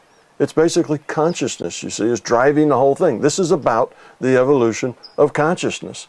And it's expressed in our biology. It's expressed out here in the trees and the animals and the insects. It's expressed in every time we interact with another human being. We are expressing this fundamental drive, if you will, of consciousness to evolve rather than de-evolve. De-evolve means die, go away, disease. It doesn't work. It's simple. Love is the answer, right? Give me a question that's a fundamental, important question, and love is the answer. Yeah, so it happens everywhere, and it is fractal at this 3D level because it's fractal at the larger level. But the fractal isn't a geometric fractal. It's a process fractal, and the process is evolution. And evolution means things come together. What do they do? What's their intent? Is it cooperative? Is it love-based? Or is it fear-based that everyone's for themselves? If it's fear-based, what happens? It doesn't work, right? The organism, we wouldn't be here if all ourselves were out for themselves, if it was fear-based. Well, it's cooperative. That's why we built up this system that works. It's the same for that tree, you know, it's the same for everything. So it's really a simple idea. And once you get the bigger picture, that this is an information system, because when we get down to the bottom level, we see everything's information. At the very root, you know, down at the subatomic level, it's all just information. It's all probabilistic. How can that be? The solid world is just probability and information. Well, virtual reality, you see. And this is not the virtual reality. This is just a virtual reality. There are other virtual realities. And it's such a simple, overarching concept of consciousness, awareness, intent is what's fundamental. That's the only thing that's fundamental. Everything else is virtual. And what is its purpose? Not to die, to evolve, to grow. And how does it do that? Cooperation, love, coming together. What tears it apart? Fear. I mean, how can you not see that, you know, in everything that happens? And kind of everywhere you go, see it in your own life. You know, like I say, you can see it in the body. Yeah. You can see it in basically everything you look at. How is that? You know, it's almost like, how can you miss that? That's what's fundamental. That's what's going on everywhere. And we're no different. We're just a part of this bigger thing, this larger consciousness system. We're just one tiny little speck. This whole universe, this whole virtual reality we call our universe, is just one little speck, you see. There's lots of other specks. And how can you go there? Well, you go there with your mind, your consciousness. Because your consciousness, you're conscious, you have this intent. What's that called? Well, sometimes they call it out of body, sometimes they call it, you know, remote viewing, sometimes they call it all sorts of things. But these databases are there. Old, I guess it's Hindu view of the world, that's the Akashic records, but it's just databases. This is a digital system. It works with data and information. Data is kept. History is important. Probable future is important. All this stuff works together. So yes, and then you take the next steps. Okay, in consciousness, then I can get to all these different reality frames. I can find different virtual realities. Dream reality is one of them. You can do these sorts of things. But then eventually you run out again to another level where you're consciousness and you can't step outside of consciousness. You're locked into that system just like your cell, you know, is locked into its system. Your bacteria in your gut are locked into that system. We can't get outside of consciousness. We can get outside of this virtual reality. Now, a lot of people would deny that, but you can with your mind, you see. We can affect this virtual reality with our intent. That's the placebo effect. It's, you know, the cellular effect, you know. We are non-physical beings hallucinating bodies, basically. So it's just, I don't know, it's, you know, here's Bruce, a biologist, came up through his own thing. You know, here I am, a physicist, going up a totally different direction. But guess what? We see the same world. On the, you know, when we look at it, it's the same. We come to the same conclusions, and we're not the first two and the only two to do that. No. You know, for the last 6,000 years, almost back as far as written records are there, people have been understanding this. But what's different now is that it's being put into a logical context. if you read the Tao Te Ching, if you read the Bhagavad Gita, you can find all the same ideas there, but it's poetry. It has to be interpreted. It's not literal. It's not science. It's not objective. Yeah. It does, so you blow all that off. But here now, we're beginning to build science out of this. We're making it objective in the sense that it's logic. Here's these two assumptions. Here's evolution and how it's going to work on those assumptions. Here's what you get. Here's what works. Look at the data. Look at the experiment. Look at the world, and it just fits all the data. Here's why quantum mechanics works. Here's why relativity works. Here's why Paired Labs gets what they get. All of these things. Why can people, interact with past lives? How is that possible? Well, it's data. It's just information. You're in a consciousness system. This is an information system. It's got memory. Memory's history, right? Of course, it's all there. But that doesn't mean that it's there the way a lot of people imagine it to be there. We've got a lot of dogma that's grown up about how this thing works as well. So you kind of have to peel that apart. But once you understand it from a big picture view, what's dogma and what's real becomes totally obvious. It's not who could tell? Who knows? Who knows what happens after we die? Nobody could know, because nobody can die and come back and so on. But that's not the case. With consciousness, you can follow the death procedure. You can go to that virtual reality where people have to transition into that form. You can work there. You can have experiences there. It's just another virtual reality. It's just a different data stream. It's not a hard thing to do. The only thing that makes it hard is that we believe it's hard. That's what makes it hard. If it's not that we have to learn anything new. We just have to unlearn all the beliefs that make it hard. Yeah. So it seems so obvious and so easy, in one way, and then it seems so impossible and so complicated, from a different perspective. But we just need to find that overarching understanding that makes it all simple. And when you find that, then that's one of the definitions of fundamental truth, is that it explains everything simply.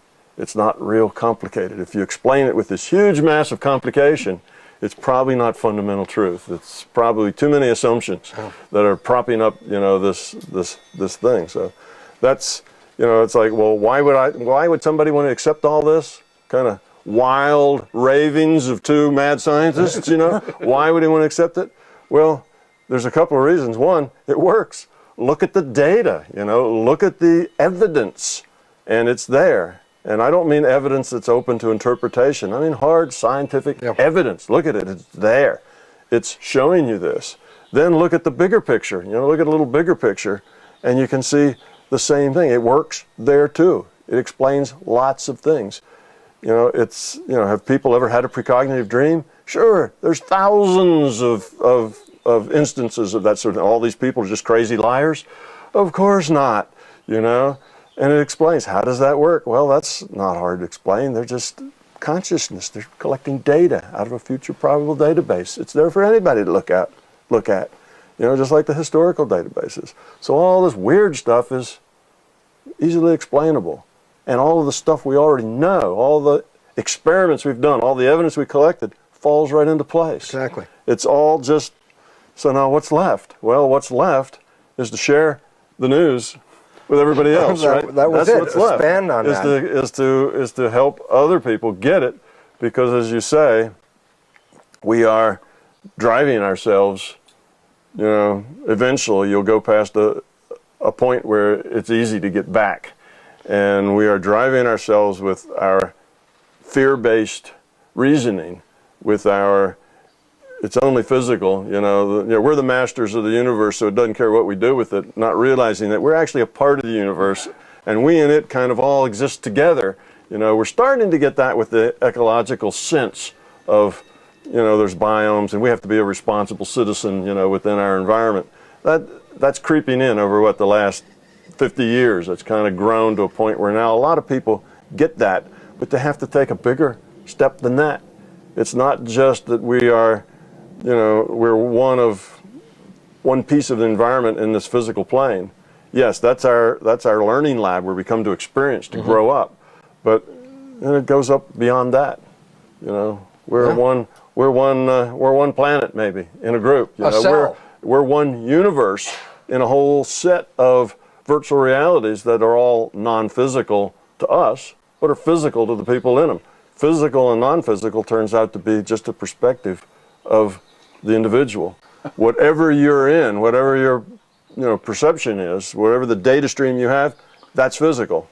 And if it's not in your data stream, that's not physical.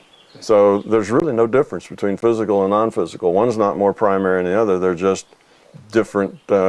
It's relative to the perspective of the observer. Bruce, would you like to sum up what you've experienced here with Tom today?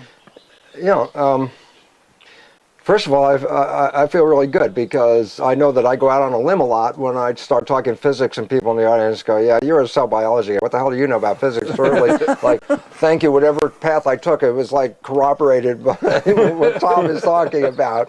And it's a full, total agreement with the concept of information and mind being the physical expression of information as the membrane, and both of us are talking about what? Expanding that to this higher and higher level, which is really fun because, so you say, okay, so Bruce, you get to the point where all the humans come together and they create a new organism called humanity. Is that the end of it? And I go, no, and Tom brought this up. It's like when we complete that, Gaia, the living organism with us, completes its evolution as a cell. And then when you go back to the fractal character of it, the first thing you recognize is when the new organism is formed, its next level is to make communities with other so-formed organisms. So we are at a level of ready to communicate, but we aren't born. We're not humanity yet. We're still a bunch of, 7 billion cells trying to coordinate this one thing. And so we can't have a dialogue with the other sources that are out there because we aren't a unity that would be involved with that dialogue. So that's coming into the front. Secondarily, the concept of putting it into fractals and the nature of all that, and Tom just touched on it, and that's why I want to bring it back up, is, look, we're struggling with 7 billion people how the hell are we going to survive on this big planet with just 7 billion, 7 billion people? I go, underneath your skin, you have 50 trillion citizens. Every cell is a sentient being. They live in a community.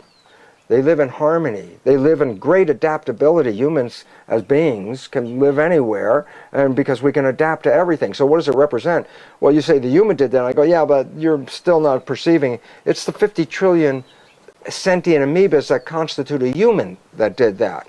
And I say, we look at around and we say, how can we create the harmony and peace we're looking for? I say, well, look in, as the mystic said, the answers lie within.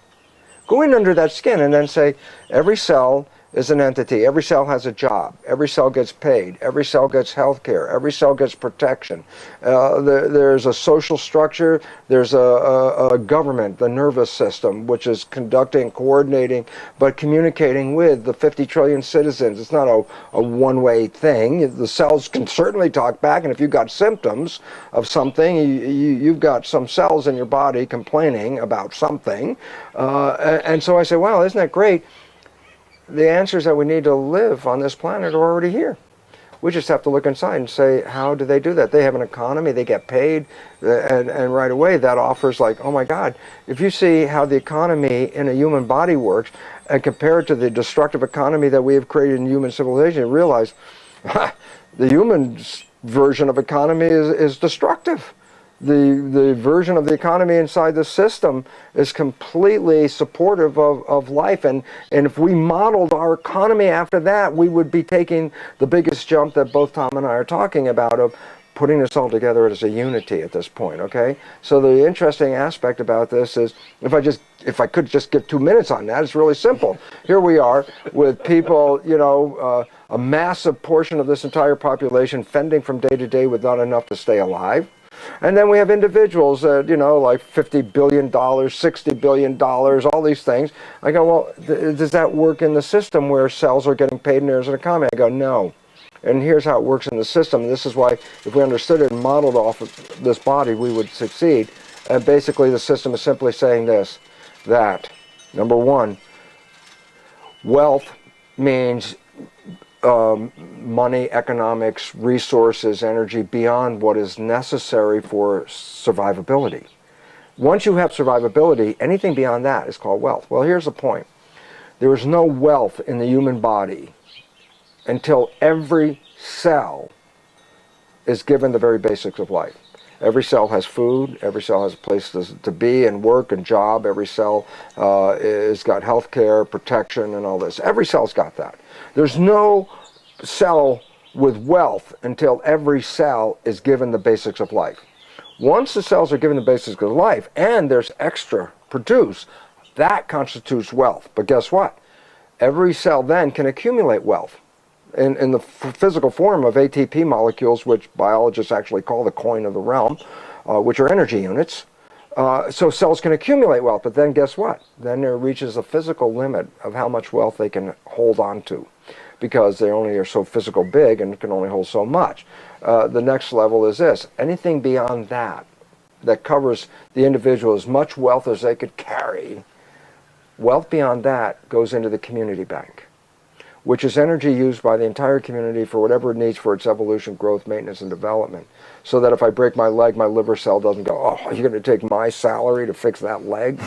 You know, it's basically, no, it basically says that we share, and Tom brought this up, it's the nature of, we're not out for ourselves. The cells are not out for themselves. When that happens, that's cancer. That's where a cell says, look, I don't need to participate with your system. I'm going to feed off of you, and I'm going to take everything. I'm not putting anything back. That would be a cancer. In our particular situation, as Tom brought up, is like, no, the cells are in it for the community. And the community doesn't say it's communism. Oh, okay, all cells get paid exactly the same. Absolutely not. Neurons get so much money, they have an entourage of other cells to support them. Skin cells, they don't make anywhere near that much money, but guess what? They all have a life. They all have an environment. They all share consciousness and awareness. This is why they came together. Why? If one cell has awareness and I have 50 trillion cells, then I have 50 trillion cells, each sharing their awareness in the collective system. And with that sharing of awareness, every cell is informed of what's going on, and every cell has access to all the data. So basically, this is the model of what I think our human civilization is trying to come to, and I recognize this. We are cells, we work in harmony, we differentiate, we all have jobs, but to make that evolutionary leap, we can't say, well, you know, screw the cells in Africa. You know, who needs them? I got a lot of money. I don't care about them. It's like that's the failure of the system. The failure where the entropy is, you know, is just exploding as chaos all over the place. It's not sustainable. It will die, and then so it's basically coming to the necessity of creating a community based on sharing information, based on bringing harmony. Based on the awareness of all of us are part of the same thing, and if you hurt one other person, that would be for me to say, well, you know, listen, Chuck, I want you to go in your body, and I want you to take a bunch of cells out and kill them. I want you to take an organ out and kill it. And you go, take an organ out and kill it? What are you, crazy? You know, and sort of like, well, we do that all the time. We just could destroy a nation and destroy this, like, oh, that's okay, just to get rid of them. It's like, well, they miss the boat, they miss the awareness, they miss the consciousness. That's what Tom is really bringing up in the whole thing, is we can't operate without that consciousness. And since consciousness is a driving force, then the evolution that we're facing is the evolution of the consciousness, not the evolution of the biological body. We already did that part. Right. Well, it's still going on. That simulation is still evolving, so it's not that the physical evolution is a done deal. We can still evolve, and we can maybe get an extra finger or a bigger head for a bigger brain. That's not necessarily done, but it's more or less irrelevant. Absolutely. You know, that's not the important. Where we need evolution is with consciousness. The quality of consciousness is what needs to evolve. We have all the physical stuff in this virtual reality that we need to succeed in the game. You know, that's the thing. We've gotten that far, and we've been there for some millions of years. But now it's taking the next step, which we evolve the quality of our consciousness. It's not about growing a bigger head with a bigger brain. That bigger brain has already created a lot of trouble for us. Why would you think that that's the solution? And here's a message from the bigger brain. We have run out of time. Now, one of the main reasons that I put together this entire compilation was that I had contacted a sheikh from one of the Moorish science temples, one that has a rather large congregation, and called with a spirit of love to introduce myself, and was in the process of making out the Moorish Directory's registry of temples. And when I contacted him, one of the first questions he asked me was, what temples am I affiliated with? And I explained to him that I consider myself affiliated with all Moorish activities, temples as well, and that there are a few of the temples that I have supported monetarily, because in order to have any organization function correctly, be it Moorish Science Temple or a website or any part of the infrastructures or anything that is operative and functionally supporting the community, it takes finance. So I've supported various temples financially. And I mentioned one in particular that I have a close affinity to, which is Canalan Moors Temple 5. And evidently there was a problem or some difficulty that this particular sheikh had in communicating with me any further at that point, because I had mentioned having been in communications with and having a very positive feeling for that particular group of Moors, most notably their sheikh, Cucho Aldualdo El. And this sheikh was very, very disgusted, it sounded to me, as it was just disdain. It was almost a feeling of hatred, and didn't really surprise me that much, because I had run across various Moorish science temples and other sheikhs who had difficulties in communicating with other of their sheikhs and colleagues at other temples. But the scenario and situation hearkened to me that it was time to provide this information as a wake-up call, to inform all Moors, not just those behaving in that manner, that it is imperative that we find a way to begin the process of lowering our entropy, of becoming more love-like. As the mastermind said, no true Ali. Teach your children to love instead of hate. The reaction that that particular sheikh was giving, and what I've seen many others do, was a reaction of fear. Okay. It sounded as though it was hatred, but it was fear.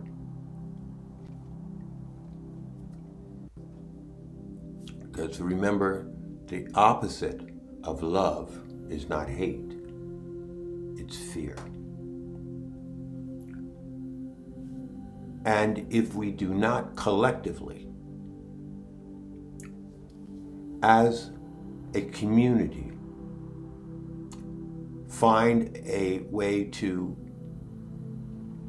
start heading in the direction of the positive alternative, which is evolution, then our only alternative is de-evolution, death, ceasing to exist. That's the nature of nature. So I'm hoping that the information that I've provided here will be of some value. Should anyone have any questions, do by all means feel free to reach out to the morrisdirectory.com. And I bid everyone a pleasant rest of your day. Peace, love, and continue to prosper. Thank you very much for your time.